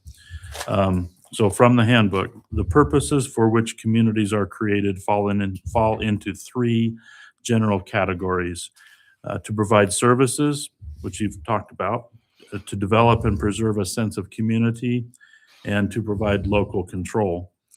In speaking of local control, the handbook states, "It seems that most people now view local government as the government that tells people what they cannot do with their property." And then it states, "Local control is important if it is used to further the first 2 purposes of providing services and building a sense of community." You've spoken, I think, very eloquently about some of the services and things specific to Hiram. Can you focus on balancing local control, telling people what they may or may not do, versus the importance of building a sense of community, and how you would take on that interaction? Yeah, that's always the fine line that is often difficult to walk. I think local government, the way I would look at it is oftentimes it's really a matter of what is common sense. And how, as you look at a decision that has to be made in balancing that, let common sense prevail. And that is, if someone wants to do something with their property and it really interferes with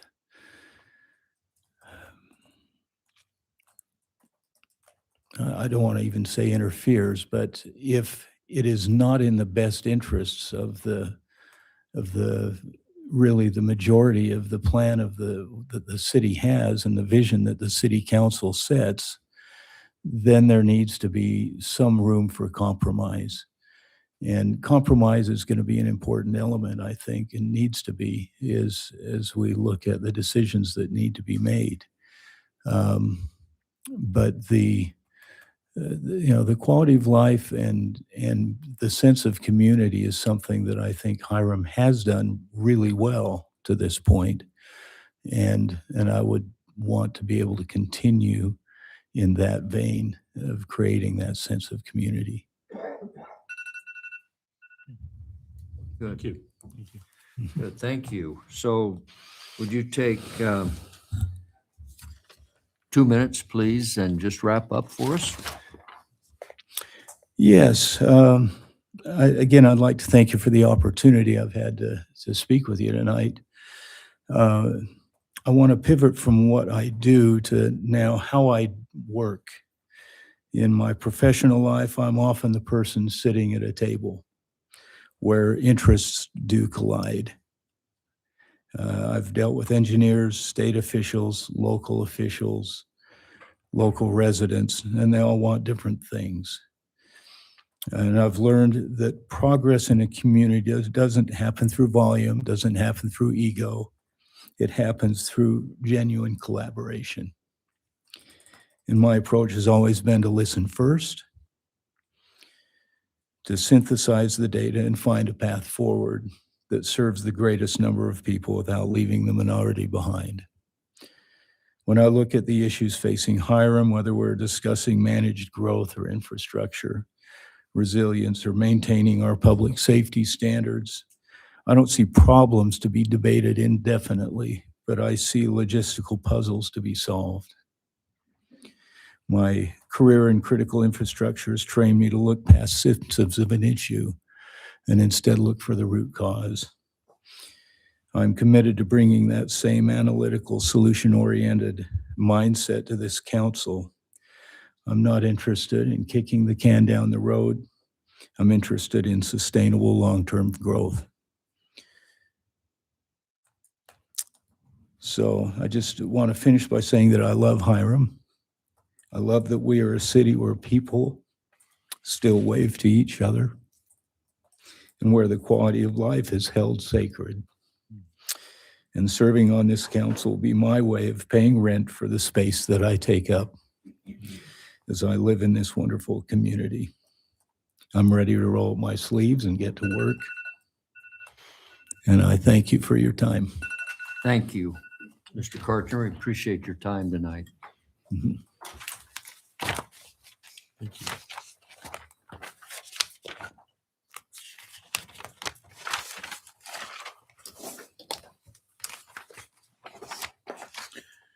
Mayor, we only have one position to fill tonight, but I see a whole bunch of people to put on the list for future candidates, for future city council candidates. I'll say, incredibly qualified.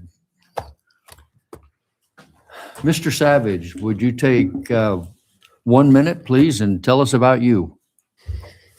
Not born in the city, but pretty much my whole adult life and childhood was growing up here in Hiram. I've seen a lot of changes, a lot of positive things.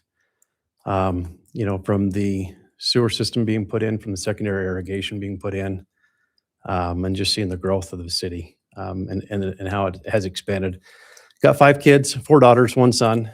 My youngest is still 13, so still in the school district. So going to school and like to be able to make a legacy, I guess, and continue what the council has done over the years.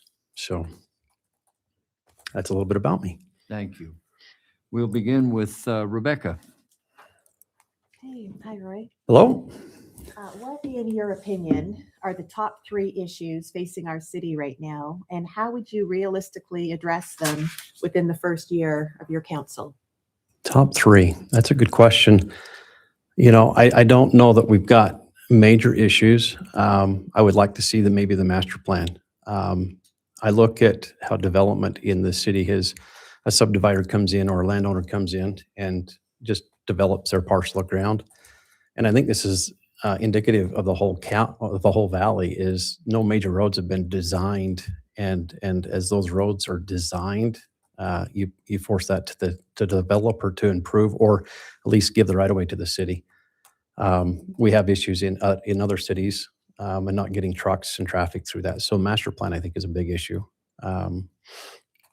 Probably the top priority that I'd like to see done. The other two issues, I don't know that I've really focused on or have an agenda to make those. I guess I'd have to see what the public would bring to council and go off of that proposal. Okay. Do you have any follow-up question, Rebecca? I do. There's I've 2 got- minutes. Okay. Roy, how would you work with colleagues who may strongly disagree with you? I think disagreement is great. That brings up great dialogue. And with that dialogue, I think you can come to terms. You might not always be right, but dialogue is where I think you come out with a better solution. Okay. Anything else you would add to that? I'd like to be right to the point if I can. Good. Thank you. Appreciate that. All right, Michael? Thanks for being to the point. Absolutely.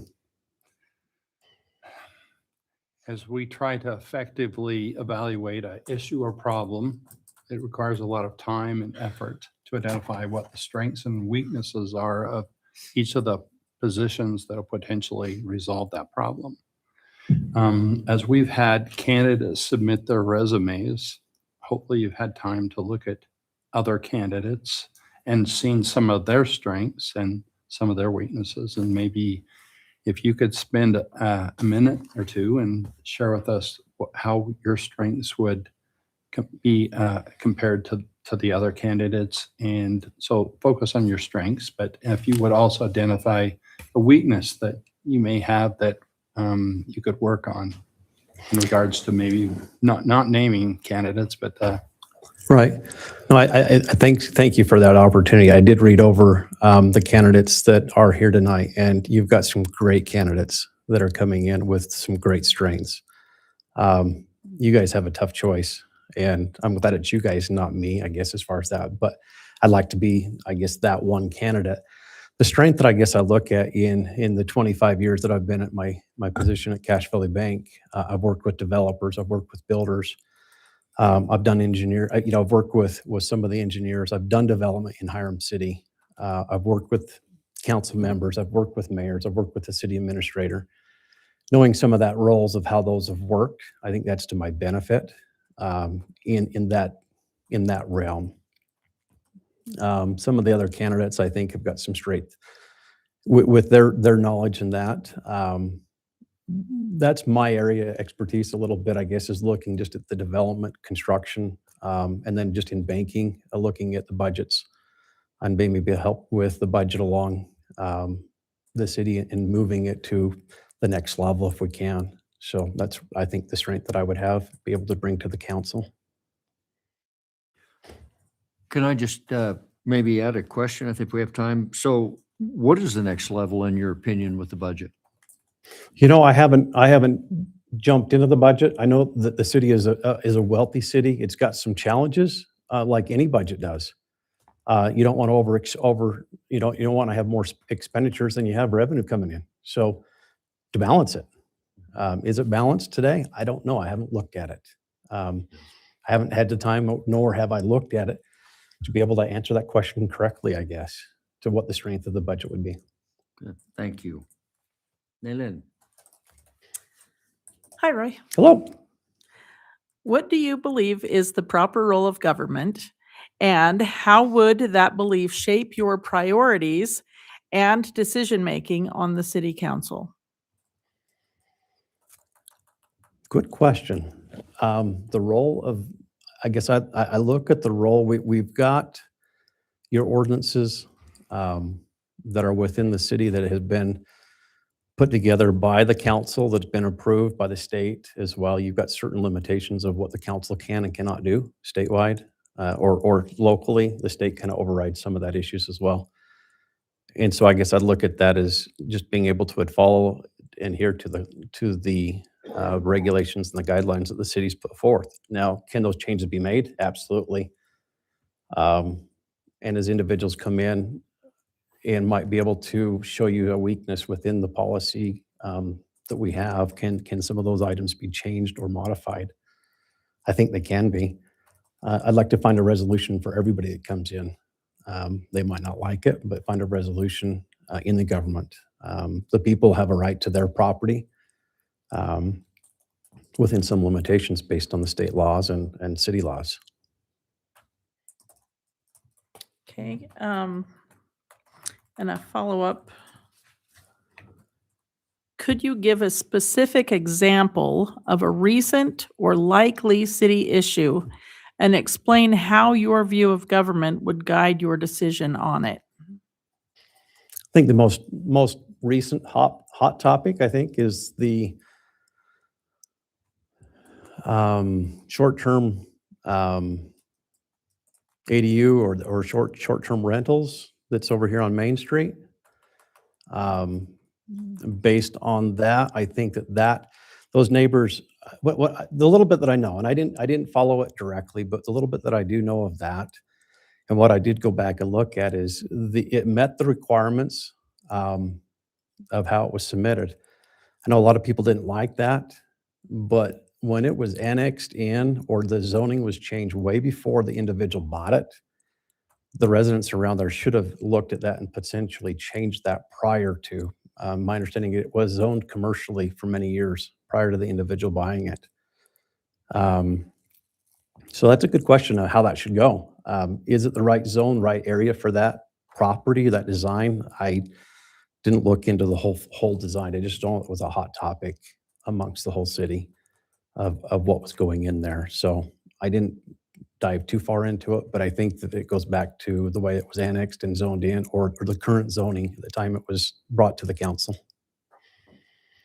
Thank you. Thank you. Greg? Okay, great. Well, thank you. All right, Roy, good to have you here tonight with us. Thank you. So the League of Cities and Towns publishes this book. It's the Powers and Duties book, handbook for local municipal officials or Utah municipal officials. I'm going to read a couple sentences out of chapter 2, Why Cities Exist, and then would ask that you just share your thoughts about these sentences and how they may, these sentences may impact your decisions and service on the council. So it states, the purposes for which cities are created fall into 3 general categories: to provide services, to develop and preserve a sense of community, and to provide local control. It says, in speaking of local control, it seems that most people now view local government as the government that tells people what they cannot do with their property. And local control is important if it is used to further the first 2 purposes, providing services and building a sense of community. So how do you feel as a council member you can balance those 3 purposes or use local control specifically to enhance the services or building a sense of community?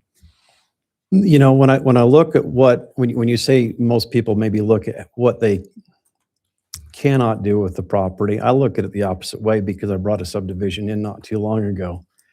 And prior to that, we look at the code, we look at what are we able to do, not what we cannot do, what are we able to do with the city code. And from there, you make your decision whether it's profitable. If you're looking at a development or a building or a commercial property, does it make it feasible based on what you can and cannot? I wouldn't say can't do, but what you can do. To me, that would be more of a strong point than say, well, gosh, the city won't let me do this. The city won't let me do this. I want to be positive in what we do. If we can relay that positivity back to the individual that's bringing that proposal in, maybe they'll look at that and say, gosh, you're right. It is more positive. I can do this, and let me go make a modification to my plan. Okay. Based on the recommendation of the zoning ordinances, the guidelines, I think that'd be a benefit to the individuals. Okay, excellent, thank you. So how about with respect to services and the sense of community? We have a lot of services. Yeah, more than most cities have. Services. And the sense of community is strong. As the community continues to grow, how do you maintain that sense of this is Hiram? I'm not 100% sure yet how you would do that. Tell us that That is a tough, when you figure it out, let me know. Okay. Okay. Perfect. Good timing. Okay. That's because I had a great person over there holding up a sign. Thanks, Ron. So take 2 minutes and wrap it up for us, would you please? Well, once again, it's a privilege to be here. It would be an honor to be the next candidate for the short time until this would run out. I guess I look at that and looking at, like to be able to represent the West End of Hiram. I think that we've had some representation on the West End. I'd like to be able to continue that representation. Like I say, I grew up on the West End. I know a lot of the people on the West End of the city, and like to be able to continue representing those individuals that's on that side. Sometimes I think the West End of the people feel like they get neglected a little bit because a lot of the growth, a lot of the services, the parks are on the East End. Although we do have a new park that's being developed a little bit on the west that's available. I don't, as far as all the features that are go into it, it will be interesting to see how it is utilized. I think our neighborhood is a great neighborhood. The people that walk around right now is amazing. It seems like we've got a walking trail of over a mile that the people utilize it, and it's enjoyed. So I'd like to be able to give that representation. I grew up in Hiram. I'd like to be able to, I guess, once again, give back to the community that I've enjoyed growing up in, well over 50 years. So it'd just be a privilege to be able to serve the city and the residents of Hiram City. Excellent. Thank you, Mr. Savage. Appreciate your remarks and your answers, and we'll invite you to go ahead and sit down. Awesome. Thank you. Thank you. Well, council, clerk, I am really grateful I don't have to vote. Because this is an incredibly qualified field of candidates that we've heard tonight. And I just extend my personal appreciation for your willingness to even throw your hat in the ring. I know just from experience and hearing about other communities, many communities have a hard time fielding a candidate to run for any public office. And so when we have a field of 6 qualified candidates, I think that speaks volumes for the quality of our community and people wanting to serve and recognizing the privilege that it is to serve. And it is a privilege, and one that we take with respect and utmost regard for those of whom we serve. So Stephanie, what's the next step? The next step is, here are 4 ballots. 1, 2, 3, 4. If you'll take one, pass it down. When you're done voting, fold it in half. If you want to pass it, I'll come stand by the mayor as we review how you vote.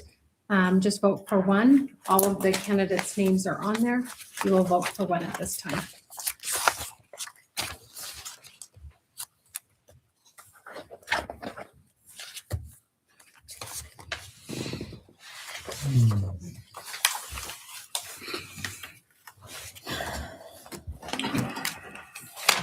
They pass them back down. Or she's gonna- Oh, She's going to come. The mayor needs to witness it, so.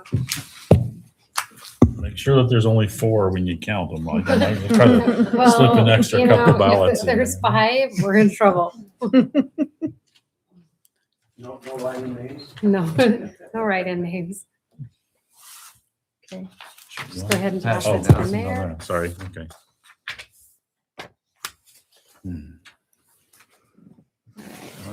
I'll take these, that way there will be, Mix them up. we'll mix it up. All right. Okay. So the first ballot is for James Mont Wright. The second ballot is for David Bennett. The third ballot is for James Mont Wright. And the third ballot is for James Mont Wright. So due to that, we have the majority of 3. There will be no second vote and no tie breaking, no coins. And so the next process I will need is a council member to make a motion. To appoint Mont, is that what you want? Mont to the city council for the 2-year midterm vacancy. And then after that, Mont, I'll give you the oath of office. I move to appoint James Mont Wright to fill the vacancy on the Hiram City Council.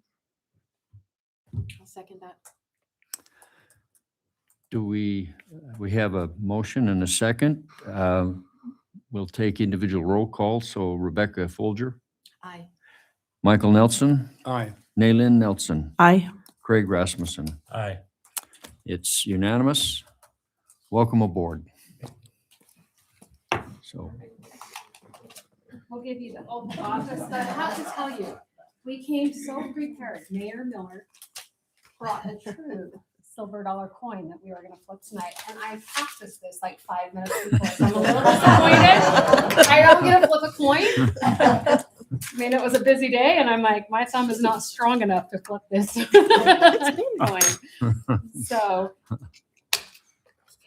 Mont and Cindy, if you want to come up, I will give you the oath of office. Cindy, do you want to come up and you can hold them? we need a photographer. Margaret, you have your phone, I'll take it. So I'll have you hold the Bible for him. Mont, if you will put your left hand on the Bible and then your right hand in the air. Oh, No, you're fine. I don't want to be in the photo, so this is great. All right. Okay. The wrong way. Yeah, hold the right hand. Yeah, it's been a long day. Okay, here we go.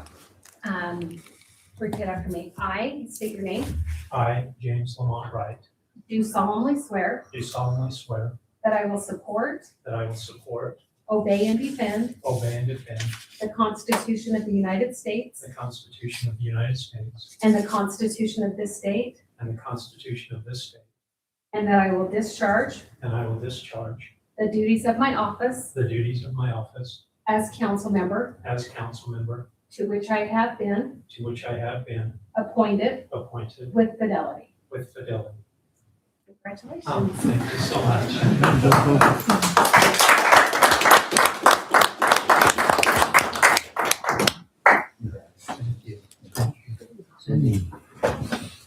Welcome. Thank you very much. Congratulations. Thank you so much. I love Vicky too, by the way. Congratulations. Thank you so much. I hope the rest of you, 2 years, come back. I know my mind was racing about all of the opportunities that we need people to serve. If you Mont, come up and- you want to come up? You're not that lucky to go back and sit down. Your life will never be the same. At least for the next 2 years. All right, if you will sign right there. It will be official.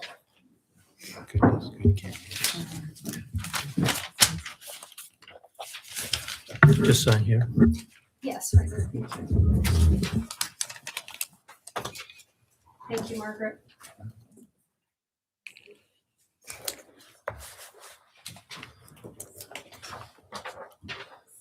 Okay, well, welcome aboard. Thank you so much. I'm very excited.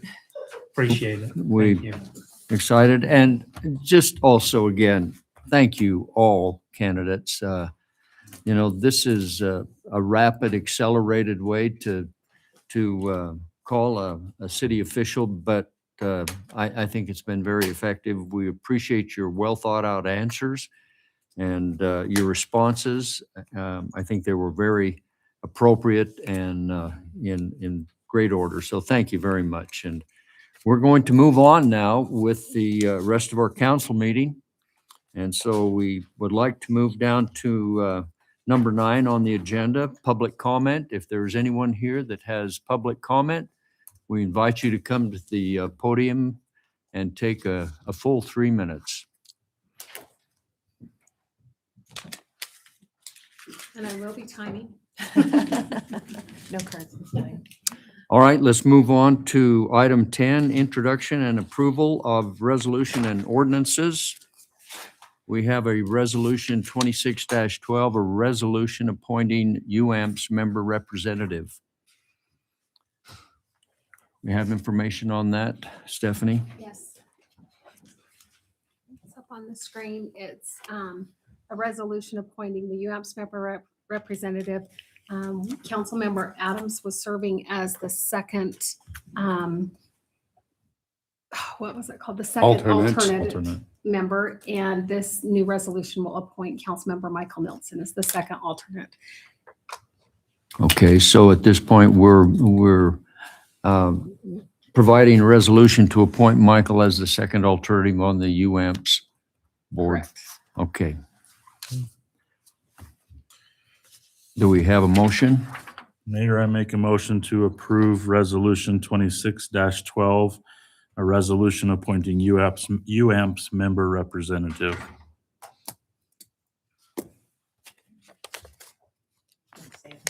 That's the resolution. It's in the resolution. We're Oh, okay. just approving the resolution. I'll second it. Okay, we have a motion, a second. Let's vote on that. Councilwoman Rebecca Folger, Aye. Michael Nelson, Aye.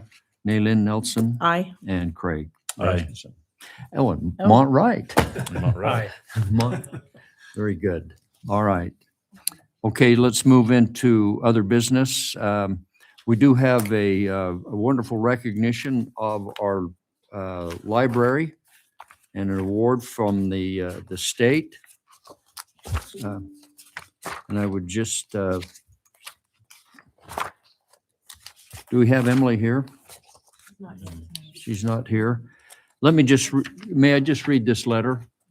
This letter is from the governor's office, the Utah Department of Cultural and Community Engagement. And the letter states that this is addressed to the mayor. The Utah State Library would like to recognize Hiram Library for outstanding service to their community during the 2025 fiscal year.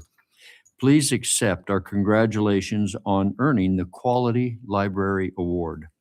The Quality Library Award is a designation that the state library determines during recertification, which is an annual process that requires public libraries to submit reports and data to indicate that their services are in accordance with state library standards.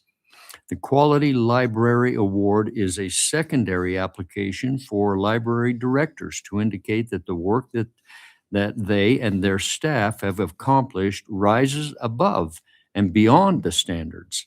The purpose of this award is to recognize libraries and the dedicated people who work in them, who are offering exemplary work in their communities. In other words, the Quality Library Award provides an opportunity for the state library to highlight transformational services that might not be obvious in the standard recertification process. As a quality library, your institution is an active, involved, and vital part of the community. It provides resources and services beyond the four walls of the library with exemplary outreach to residents. The best libraries seek to serve their communities in specific ways to address local needs. The efforts being made at your library demonstrate an awareness of community needs with an appropriate and helpful response by the library. Commitment to excellence, commitment to excellent library service indicates teamwork. It takes leadership from the director, funding and support from the city, county government, dedication from all library staff, support from the community, training for the staff and board, planning, and careful attention to community needs. Thank you for continuing to deliver outstanding library service to Utah residents. Sincerely, Kara Rothman. Division Director, State Library. All those who are affiliated with the library, please stand. Rosie, we know that you're here. Are there others? Thank you.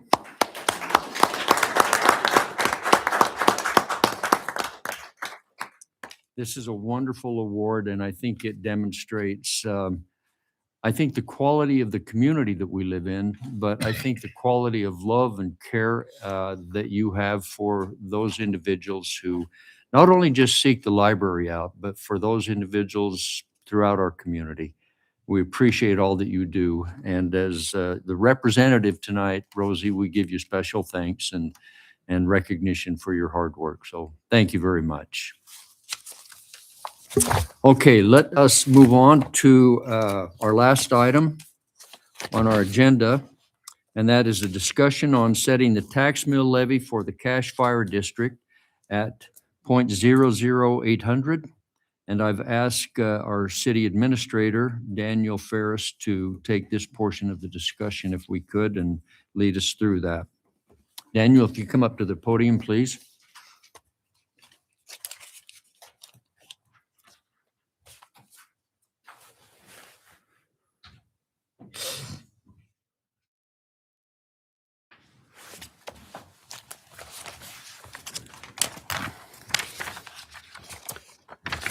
Okay, the Cache County through the Cache Fire District is wanting to set the mill levy, tax mill levy at .0008 for the fire and EMS system. And what they're doing here is they are trying to give a voucher system so they can collect all the taxes across all residents of Cache County equally, and then give those back to the cities.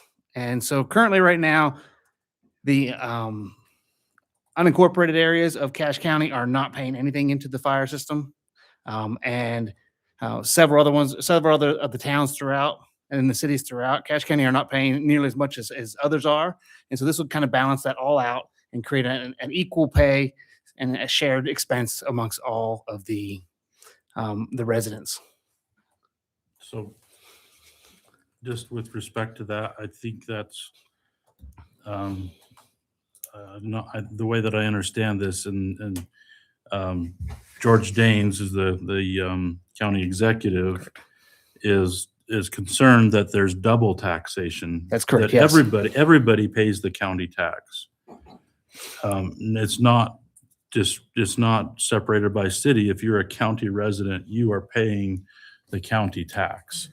And some cities, everybody pays the same amount in. Some cities get a different amount back through services. And so that's the reason, I mean, there's a double taxation. And so I don't think it's, if I understood what you said. It's kind of actually a little bit of both. So some areas are getting a very good deal on fire service. Like the unincorporated, they don't pay any city taxes into their areas. Other areas like Hiram, we actually pay a city tax to get our fire service as well. But places like Logan aren't receiving any benefits at all from the county tax. And So the they're not, and the cities that are contracted. and the cities that are contracted with Logan. Right. And so they're not receiving any benefit from the county tax, and they're paying into it. So Correct. this is kind of balancing all of that out. Okay. So everybody's paying in. Some people get benefits. Some people get more benefits than others. Yes. Okay. All right. Thank you. And so how this would impact Hiram is that from what the numbers Georgia sent us is that Hiram's would be, I have these papers here. I think you guys have probably already received these, but this is the effect on the voucher system for Hiram. So you can see there, the net change in property taxes would actually be a reduction for Hiram residents of $10.46, assuming an appraised value of $600,000 home with a $324,000 taxable value of the home. So that's just an example that he's passed out, and to show how that would have an effect on that one property tax. Did you say it was a decrease or an increase? he is showing it as a decrease in $10.46 in that taxes. As you can see, other places like the unincorporated home would actually have an increase of $84 to their taxes. So this, as far as what the county is proposing of 80 mills, it was my understanding that the county has sent this out to all of the cities within the Cache County in this fire district, essentially. The cities outside of Logan and those who are contracted, maybe even those that are contracted with Logan, asking the city's input on what the cities feel this mill should be, this tax should be. So I didn't understand it as that the county is proposing the 80 mil. I thought that they're seeking input from the communities to then be able to make this decision. And the way that I'm looking at this is I ran some numbers, and I don't know exactly what part of the county, the taxes we pay to Cache County is assessed to fire, EMS, these services right now.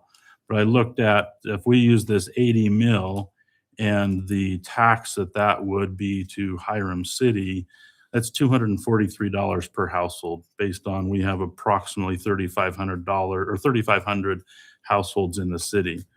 And so getting this $851,447 that would come back as a voucher to Hiram City, it's $243 per household. It goes down at the 70 mil to about $213 per household, and at 60 mil at $182.50 per household. Right now, looking at Hiram's 2025-2026 budget for fire, which is the significantly largest component of fire EMS, emergency management services. The fire budget per household based on 3,500, which I think we're just slightly less, but close to 3,500 households, is $28.49 per household for our fire budget. Is that per this year. capita or household? Per household. Per household. You know what? No, per capita. I'm sorry. capita, Thank you. Per capita. That's per capita. It's $85.47 per household. Thank you, Mayor. Mhm. Thank you. So that's $100 less per household that we are spending right now on our own fire EMS, fire services. EMS would add $10 more approximately based on the budget numbers. And so maybe $15 more. So if we, and the way that these vouchers work, as I read this, that money has to be spent. You can't take the tax vouchers back and spend them on parks or whatever. So I'm looking at this and saying, this is more than doubling what our current budget expenditures are for these services if we even go with the smallest of the 60 mil service. And so I don't see any reason why we would try to suggest the 80 mil. This is, to me, that's if we're indeed paying close to that amount to the county right now and not getting the county, we are getting county services back in Hiram. We're getting some degree. The county supports Hiram City with equipment and different things that way. And I don't know the exact amount, but it's, they're certainly not getting the number of calls and call volumes that, responding to Hiram. And so I think we should look at this a little bit closer in a recommendation back to the county. To me, going from in the order of about $100 per household if we take fire and EMS services, and right now, and then saying we're going to jack that up to $243 per household based on the county's voucher system. I think we need to take this whole process to the county and talk to them about that and say, that's just not reasonable to say that we have to then take that voucher and use it for that purpose. In another community that I'm familiar with, they contract with Logan City for their fire EMS protection. and then the amount of their contract with Logan City would put them pretty much within just a few dollars of the 60 mil number. And so in essence, they would be saying, instead of the double taxation, they're saying we pay that we can drop what we're expending out of our own general fund and use this voucher to pay for their contract at the lowest number. I just doesn't make sense to do 80 mils, in my opinion. So if I can just, I'm certainly open to somebody helping me out. certainly, whether it's 60, 70, or 80, I don't think the county has decided. They're given some options here. Basically, 80 brings in the most revenue back to fire EMS, to Hiram, and to every other city. There's no question about that. If it's higher than 80, then the county has to hold a truth in taxation hearing. And that has to take place if it goes high. But I think George and the county executive was giving us examples based on trying to bring parity throughout the county for fire service. The county has expressed that they do not want to be in the fire or EMS business.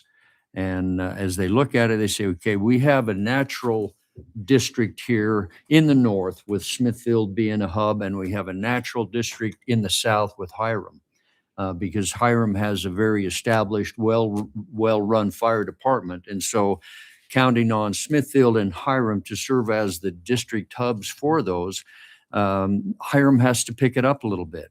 And we have a great department now, but we've talked about ambulance service. We've talked about coming to the next level where we have full-time staff in place, and that includes a fire chief that has to be full-time in order to get to that level. These come a bit at a cost, but we have cities as Nibley and Millville who don't have the services that they need, and so they are contracting with Hiram for that service. And I met today with Paradise. Paradise wants to contract now with Hiram as well, because we have the services to take care of them. But in all of this comes growth. It comes at a cost to Hiram City. Craig, I look at that dollar amount and you say, yeah, that's a lot of money. But I look at it and I say, what's my house worth? And a quick response time cut in half, because we have a full-time department that has individuals staffed, and when you call in an alarm, instead of 3 to 5 minutes for a volunteer to get in the trucks and come, they're there within 30 to 45 seconds. And I think I look at this as, yes, it comes at a bit of a cost through a county tax that will be implemented. But as far as a city tax and their property tax to a homeowner here, that's we're not going to see that increase from a Hiram perspective. And so I look at that and I say, yeah, it's complicated, but the county is going to get out of the fire business. They're going to get out of the EMS business, and we could withdraw from the district entirely. I mean, that's an option to say, you know what? We don't want to be a part of the district. We don't want to be a part of this. We'll just be our own, and we're just going to take care of Hiram. We don't need to take care of Nibley or Millville or anybody else. We just want to take care of what we got. But I just don't think that's what, quite honestly, our forefathers and even this generation has built that fire department to do. I think it's to take care of our neighbors around us, and to certainly be certified and very qualified to take care of the needs of our own community. And so I look at it and I say, I think it's a great way to transition from, I think, the county being involved in everything that we do as far as the fire department is go. I think we're double coverage with the county, and unnecessarily so, quite honestly, because I think our department can handle those cities that are contracting with us, and they certainly can handle our needs with EMS and fire. So I look at this and I think this is, in my opinion, the best way to go, with the options that the county is giving us right now, because this puts money, there's no commission, there's no administrative cost taking out of it. It's a direct pass through right back to the city. And so I favor this because of, I think, the long-term effect that it's going to have on the city. And I think the blessing that it'll be to all of us. So when you say you favor this, Mayor, and thank you for some additional background for the benefit of everyone with that. Are you saying if you're favor of this voucher proposal that I the am. county is proposing? I'm highly in which- favor of the voucher Which I program. agree with that, and essentially Hiram, we got some fire people here, Tony, I think if I'm not incorrect, I think Hiram has already notified the county that we are withdrawing from that district. So we have already taken the steps. I don't know exactly what the status of that, but we have already said we do not want to be, and we're exercising that right to not be part of this fire district that was somehow created 60-ish or some odd years ago and 1965. never really Yeah. implemented. Right. And so, I mean, I have absolutely no question about that step. I'm completely supportive of that. Can I just interject right there, Craig? Does Tony have something he wants? to Yeah, add? Tony, come on up. But if I may just explain what the option was that the county was proposing to get us to this point. The county was proposing a county-wide unified fire district where they would take over really control of our assets, Hiram City's assets. They would take really control of the station. It's a county unified station. And I think that's where we said, I'm not sure we want the county to come in and run our business and take care of what we've worked hard to receive. Correct. Hiram City said that, if I understand it correctly, Smithfield said the same Right, thing. exactly. They were, when you take both of those two major players and say, we're going to pull out of a district, it kind of puts an undue burden on the district itself with everybody else so basically the district kind of gets shot. Yeah, so, and thank you. Hold on, Mayor Naylin and had a Council. comment. No, I was just I wanted to hear from Tony. Okay. what he Okay, had to say. so let me catch you up a little bit here. So that was the original proposal. Hey, you guys are in this district. We started in 65. Yeah, you haven't heard of it for 60 years, but now we're going to implement it. And guess what? You're in it. We get all your stuff. We're going to tell you how you're going to run it, and we'll collect the money and decide how much you need. At that point, we says, no, we don't want part of this. We talked to legal, we went to a lot of board meetings, says, we're not interested in this, not going to happen. Since then, the county executive has changed to George Daines. Zuka's retired, and George sees that we are not going to do this. He says there's no way that we're going to get all this into a unified fire because these guys have grown so much. They've got their own stuff. How's that ever fair? So George has emphasized that he has no desire to have a fire station or a medical ambulance. So he has come up with a plan to even the field. Logan says we're paying between Logan, North Logan, and Providence, they're paying $2 million into the general fund that they get nothing for. And George says, we got to stop that. That's not fair to them. So we need to fix that. He says, but on the other hand, the unincorporated county is not paying anything for fire. You know, they're not paying what the cities are. Hiram's got an established department and they pay for it. So he says, let's find out how much money is being spent on fire in the valley without Logan. And then let's figure out what percentage of tax that would be. And let's do a voucher system. We'll charge everybody equal. And whatever the city's bringing in, they get that money back. We won't charge an administration fee. We won't do anything. But we need a county district to collect that money from the unincorporated. And then we will pay each city their unincorporated to take care of them. So since they've switched gears to that and they want just to do that part and collect money, we're not so determined to get out of the district now. We want to see the laws and the way it's drawn up by the lawyers. But if they're really going to do that with no administration fees, no control, all the control stays in the cities, Wellsville gets a voucher. If they want to use Hiram for the EMS program or somebody else, they're welcome to use their voucher for that. If they want to put that into their city, they can do that. All the cities have that option. But they have to use that money for fire and EMS service. So it evens the playing field. So the meetings I've had, the way I understand it, between the $4 million that was going up here, that will come back to the people.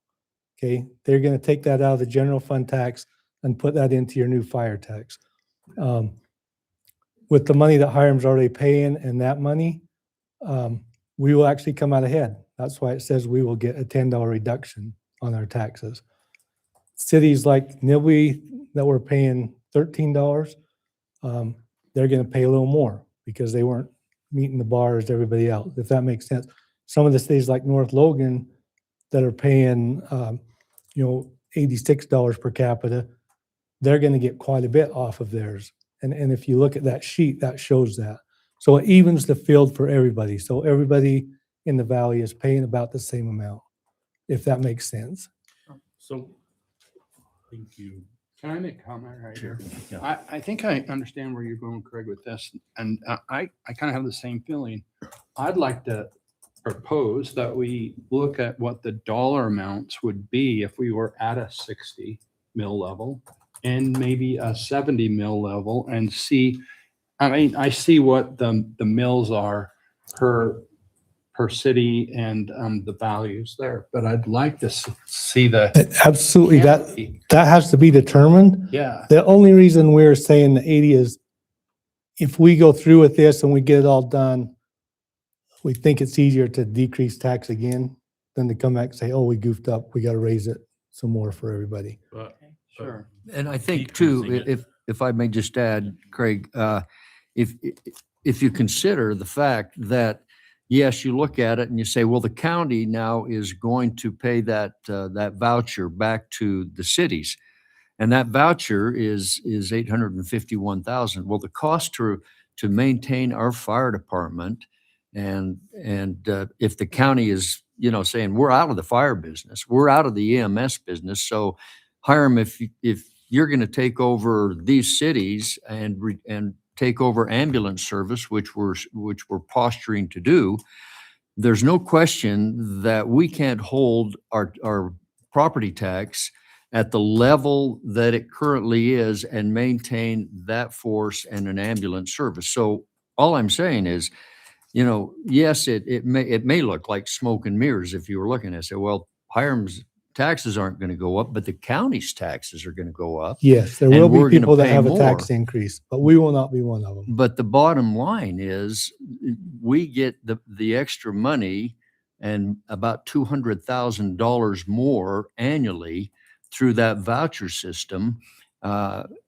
through the county Right. than having to increase the taxes. They'll increase the tax, but if we said we want out of the district and we'll raise our taxes to take care of fire and EMS, they're going to be a lot higher than Yeah, that. then that's on us. We can get out of the district and they will pay us the money until we are legally out of the district. And then we have to go back and implement whatever tax it takes to cover. And by Understood. getting out of the district, then we don't take control We don't, of the East Station. We don't take control. The county still owns the ambulance, the Yeah. fire assets that are up there. And so you look long-term on this and it's, in my opinion, it's a win for Hiram because we get this that is voucher. basically what we were hoping for. It's the best outcome from what they started at 2 years ago to where we're at now. Does that make Yeah, sense? I agree. Well, that makes Doing sense. that but exactly. I But I just wanted to make sure that the dollars were, Yeah. where we, maybe I'm getting this wrong too, but I think I'm gonna make a comment and you tell me if it's right or wrong. The higher the mill level is, as we get more and more tax back or credits back through this voucher system, that's gonna give us more money for our fire department to buy equipment. Right. maintain, It's less of a savings off of that level. We don't decrease our stuff as much, but we also get a significant amount more back to help us out. And where we're going full time, that's why I'm saying we don't know the exact numbers. We've projected a lot of numbers. We've talked to a lot of people. And George is a banker. He's a number man. He's been through this. multiple times. He's done a lot of work putting this together. But nobody can say exactly where it's gonna end up. We just don't want to err in the wrong side. When you say nobody can say where it's gonna end up, are you referring to, Tony? The to exact dollar the amount. of dollars that the 80 mils or 70 mils or? Yeah, the no, amount? and that's to be determined by all the mayors at another meeting, at what that ends up at.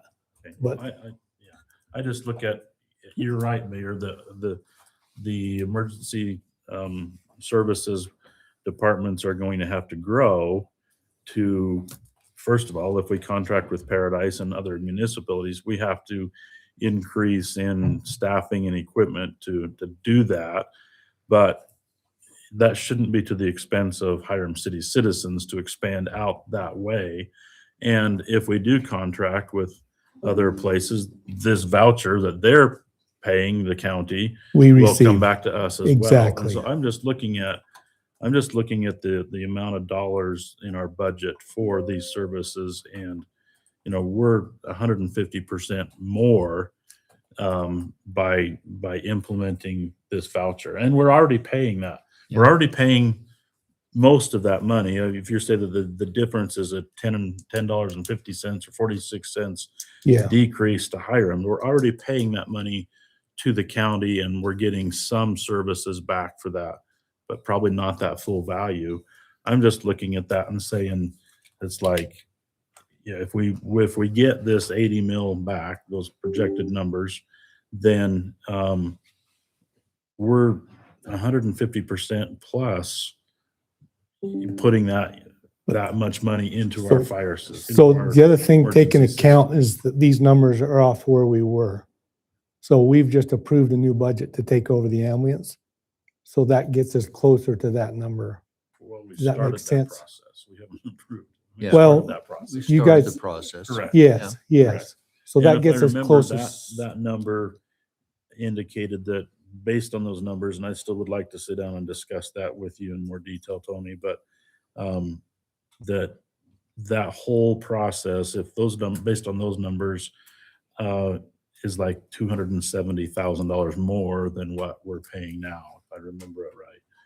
And so the difference between the $700,000 and I don't know, the number we were talking about, my computer just died, but that we're talking about here seems like it's a lot more than just what that difference is. And we can talk about it in so more detail I think offline. The goal here is whether we're on board for the voucher system. Is that right? So you can tell them Monday. That's I the support that. that's the Completely question. support Yeah, Okay, if And as in far that as the type- numbers go, and I would love to have you come and talk to us, Craig.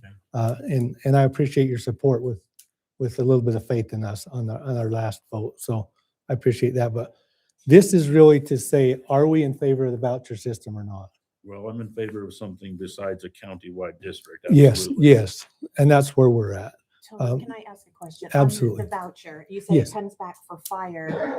If we end up bringing EMS services from the county back to Hiram, can that voucher be applied to the EMS as well as fire? It is. It's for both. Okay, I wanted to make sure. That's the Yes. only place it can be applied Right. to is fire or EMS. Right. So if we end up having both, then it can be applied Yes, to EMS yeah, as well. Okay. that's the only place it can go. So So, I would say I completely support this voucher, but I don't like that the county, through all of the different mayors that have input in this, decide what that number should be when we're talking about, again, local big control. Yes. I don't want to have Hiram City citizens and the citizens that we provide this service to be subjected to numbers that, either they're too high or too low from what we feel is appropriate for those services. And so, if you need to just pull out of the district completely rather than just revise the laws of that so that we can establish what those budgets need to be, then I would be in favor of that. I just don't. In the proposal we have a proposal from George on this whole thing, and it specifically states in that any city can pull out of this anytime they want. We will not fight them on it, but there is a legal step to do it, which takes about a year and a half to do. So You know, and I would just reiterate that if we do that, in my opinion, I think we stop growing. It's all on us. I think we then, too. become static at that point, because at that point, then we will probably not take on the EMS, because that's another heavy taxation that's included in that voucher, in that mill rate. And I think certainly we couldn't go to a full-time department where we have two, you know, I think there's some real drawbacks to saying, we're going to pull out of the district and maintain just what we have, and we're not going to go with the voucher system. So, Can I address that briefly? sure. I'm sorry if you're finished. No, go ahead. So if we pull out of that, the amount that we're being assessed by the county right now, or the amount that we're assessed through the voucher system, is no longer collected by the county or the district. So that Correct. means that Hiram City households don't pay it to the county, and the county give it back to us and tell us this is the amount and this is the amount that has to be used for fire and EMS. Then we take that amount and say, instead of paying it to the county, we assess Hiram City households and the households that we would be contracted with the actual amount to maintain those services, Yeah. irrespective. So we're not going to stop We'll growing. maintain just stop the providing fire services. service. The What, fire, EMS, ambulance, whatever it is. Well, what we that- lose from that is the unincorporated. That's right. Plus, The people we cover outside of the limits, the other side of the dam and whatnot, we cannot tax them as a city. So that we would lose that revenue. So- Tony, is this taking into account just current rates and what is going on currently with our population? Does it account for any growth over the next few years? Well, it will go by a per household thing. So as it grows, it's a percentage. So it will grow with So it. it'll grow with Yeah, us. yeah. Okay. So it will help Hiram because we will end up with most of the South Valley in our service. So we collect their voucher as well, Right. and unless they do something different. And I think we have just about all of them on board at this point. So okay. All right. Any further comment? I'm good. I'm on board with it. I dare say that as a community, we're going to vote on this, but how does and maybe it's through the county executive board or the county council, that unincorporated neighbors, and how did they have a voice in, all of a sudden they've never paid and now all of a sudden they're. They paid. They pay the same county tax that we do. They I pay the thought same you proper, said- no, they They pay just don't property have a tax. city, right? They don't pay a city tax, They don't pay Yeah. city tax. They pay the same county Yeah. tax Yeah. that we do. Okay. right? Yeah. So, yeah, that's the main thing. Now, I don't think this calls for a vote tonight by any means, but I think we just need to understand that the fire district board is meeting Monday to discuss this with other mayors and fire chiefs. And I think at that point, the county executive and the two county representatives on the fire board, they were prepared to make a decision. And so I think it's prudent that we discuss this and take a close look at it and understand the mechanics of it, number one. And this is an awareness thing. We want everybody to be, it's been pretty quiet for the last 2 years, but George isn't the kind of guy that's, Yeah, just let things. yeah, he wants to get something done. He wants to get out from under Logan paying. So this is what he came up with, says, this makes the most sense to me. I think this will work. I need to know if you guys are on board or not. And so we're presenting this to you guys to see what he's thinking and what we're looking at. And I think the question comes down to, are you in favor of a voucher system moving forward? I think that's the stop, in spite of whatever The that numbers mill are- rate yeah. the levy may be. The You rates know, won't be set at the meeting on Monday. I just think the rates will be the rate. set. Okay. From all indication, I think, I think they'll discuss it, and if there's too much controversy between the mayors, it will have to involve some more work. yeah. But I think they would like to And get I think, going. Craig, your point's well taken, and I think it's certainly, because I sit on that board, I think, we can certainly say, our council is undecided as to what rate that needs to be set. Yeah. In all fairness, from what we're hearing, because I think there is some opposition and maybe some, lack of really full Well, and understanding. Good discussion. That's like it was brought up Yeah. earlier. So a little bit of opposition is a great thing because it creates discussion. And, dialogue. So, and I'm certainly willing to voice the feelings of the council. Yes. At that So- board meeting. But I think it's important that we understand the mechanics of the voucher system and how it works and the benefit that it will be to Hiram City in the long run with, the onset of EMS and our department moving up another notch. Absolutely. And so I think that's what we're here to understand. Any further question on that? Craig, appreciate your input. Thank you. I'm good with that right now. Okay. Mont, any? No, this is learning a lot already. Go ahead and give us your in-depth thought and philosophy on this one, if you would, Mont. guys want to go home. They don't want to hear me talk. Well, no, I appreciate the council's input. I really do, because I think this is really a major direction change for the city. And I think it's all on account that we have such a great fire department. Thank you. Um, We love serving Hiram and we love the support you guys give us. So, We'd do anything we can for you. Just let us know. well, we appreciate that. While we're here, you received a call and you've had. Yeah, two- everybody else left me. They've gone, they're out on a fire right now. So thank you. Yep. Okay. Thank you. Thank you, Tony. Thanks, Dan. Okay, let's just jump into our mayor council reports if we can. So Rebecca, would you like to go? I gave most of my updates at our last council meeting, but I will say we have the Easter egg hunt, Hiram City Easter egg hunt Saturday morning. So we are crossing our fingers for good weather. We have the city hunt at 9 a.m. and the teen hunt at 9 p.m.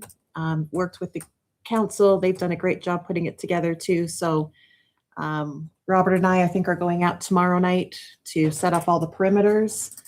And then the youth council will be coming at 8 a.m. Saturday morning to scatter the eggs. And we're just praying for good weather. Town Square, Yes. right across the street? Yep. Good, Yeah, good. hoping for a good turnout. Excellent. Okay. Michael? Thanks. Our ham radio communications group is planning on having a new antenna installed on this building this next week. Okay. And so somebody will probably be trying to get into the building and up on the roof on Monday morning, just to identify some things, but we'll be doing that this next week. We'll also be participating in a statewide emergency exercise on April 16th. And that's just to help data flow from our communication command centers that are our stake centers back to the city here and then to the county report. And it's a good exercise. They do it yearly. We're also My dad, that's a great step in our emergency preparedness or for the city. And just thank you for that. That's excellent. I think that's really important, that communication. So.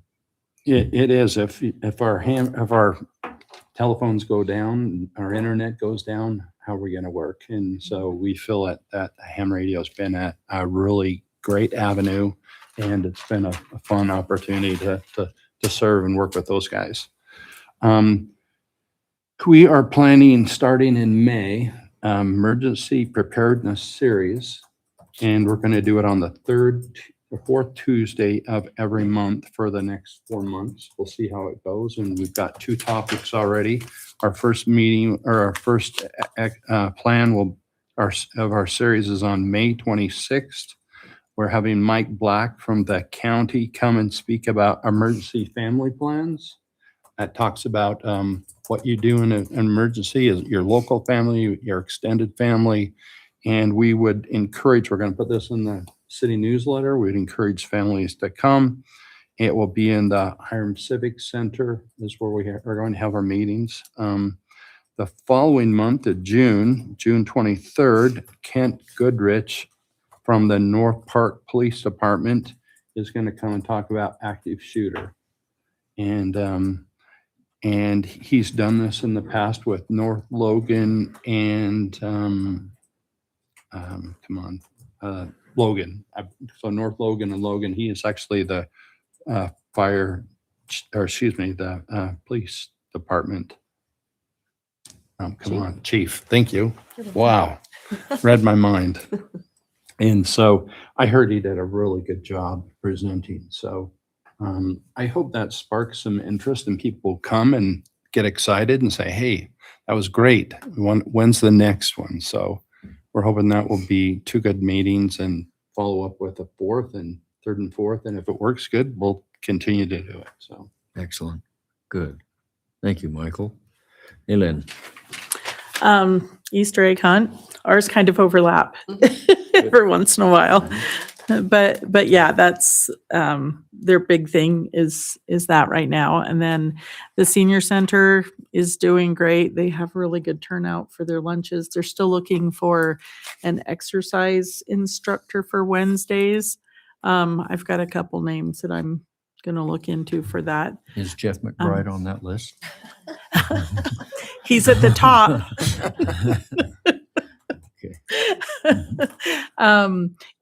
Did you I did. go for a lunch? I went up. I didn't have lunch. Oh, okay. But I went up and spent some time with Jesse and the guests up there, and what a wonderful facility. Yes, It really is. It is. Yeah. it is And very and nice. they are looking at, they're needing another staff member, but Yes. that'll Right. come up. But yeah, things are going great there. Like I said, they've got a really good turnout, and I think just it's a great support for the seniors of our community and outside of our community. Yeah. Yeah. Many of the people I talked to, Hyde Park, Logan, Yeah, Providence, Wellsville. Wellsville. Yep. So that's great. Yeah. Yeah. In fact, they had, I think on their Monday chair yoga, they had Uh-huh. 37 that Yeah. were there. Yep. So that's pretty impressive. So It's a good place Yeah. for them to be. good. Anything else? No, we're going forward on we're looking at doing a time capsule for our 4th of July patriotic program to be opened at the 300th anniversary. So yeah, we're looking at doing that. We're still looking at t-shirts and things like that, just putting things together for our patriotic program. Good. Good. Excellent. Okay. Go ahead. I don't have an awful lot. After our last council discussion, we had a little bit of talk about murals out there on the east wall of the alleyway by the museum, back entry and things there. I've talked with Jamie about that. We have not stopped that. We put a temporary kind of just pause on that till we can figure out more what needs to be done. The artist working with the library and the museum on that was basically to the point where he, based on the agreement and the contract in place, needed to have a down payment for starting to look at materials and supplies and things. And Jamie and I just said, I think at this point, let's just put that on hold. And instead of trying to finish that project this spring or early summer, let's push that back till the fall, if that's what we decide to move forward with. But it's temporarily just put on hold until we can figure out a little bit more and just slow that down a little bit. Can I just maybe give you another option? Yeah. Just to look at. As I pull in every morning, I use the driveway on the east side of the building, and I look at that is it a storage unit that's right there on the right-hand side when you come down? And that's all cinder block. That whole big thing is cinder block. I wonder, is there any way that we could maybe approach the owner of that Because to me, that would give us much greater visibility as people are pulling in there and they see that entire gray cinder block wall and the doors that are kind of, they're metal doors. I'm just wondering if that's an option. I'm sure it would be. Those are the things we need to talk about. Okay. Just Figure out what direction we want to take that. All right. Yeah. Okay. Good. Anything else? Probably not anything super pressing right now that we can't. It's like already 9:20, so I'll just hold. We'll have more next time. You still got 40 minutes. Don't Put encourage that in it. the minutes, please, Stephanie. Yeah, I think that's a first. Yeah. Okay. Mont, anything that you would like to share with the council? No, I'm just, I'm thrilled, I'm honored, humbled, excited working with each of you, anxious to get to work and learn. Well, great. We're happy to have you here. I just would maybe add that I think we met with JBS, or business representative today, and trying to further our relationship with JBS and working on maybe a donation. They were interested in looking at potential places to contribute to our city. I led them right to the Elite Hall and took them inside and said, this I think is one of our greatest needs as far as our community is concerned, is to repair and remodel the front end of our Elite Hall and the bathrooms, and to make that a very enjoyable place for people to come paint and fix the holes in the walls.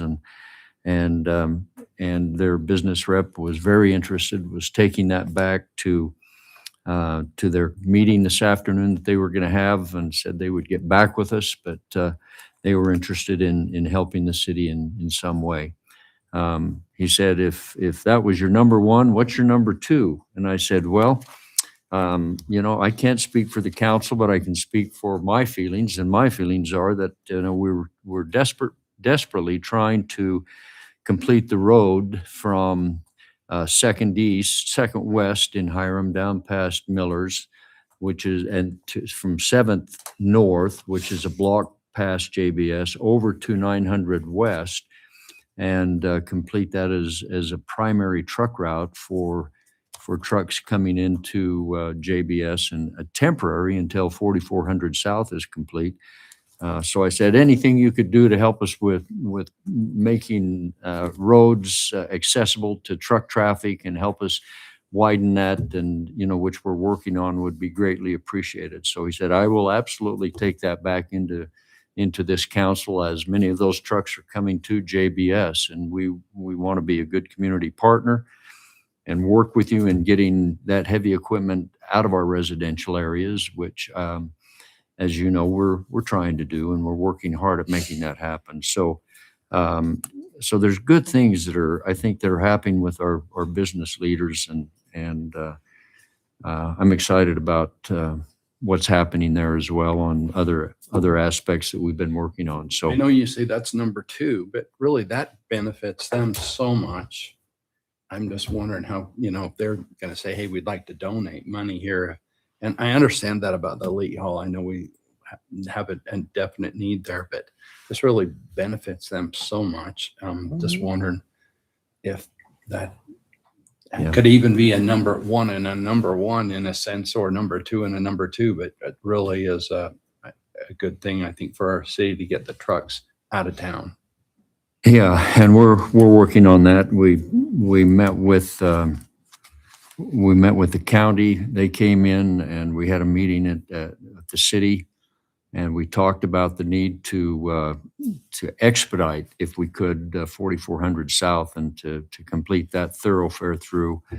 And I said, we get a lot of truck traffic, as you can see, and it was right on cue, a big belly dump from down Main Street as he looked out the window, and he says, yeah, I can see that you have a lot of traffic here. And it's a nuisance, and it's somewhat of a liability when it's next to an elementary school.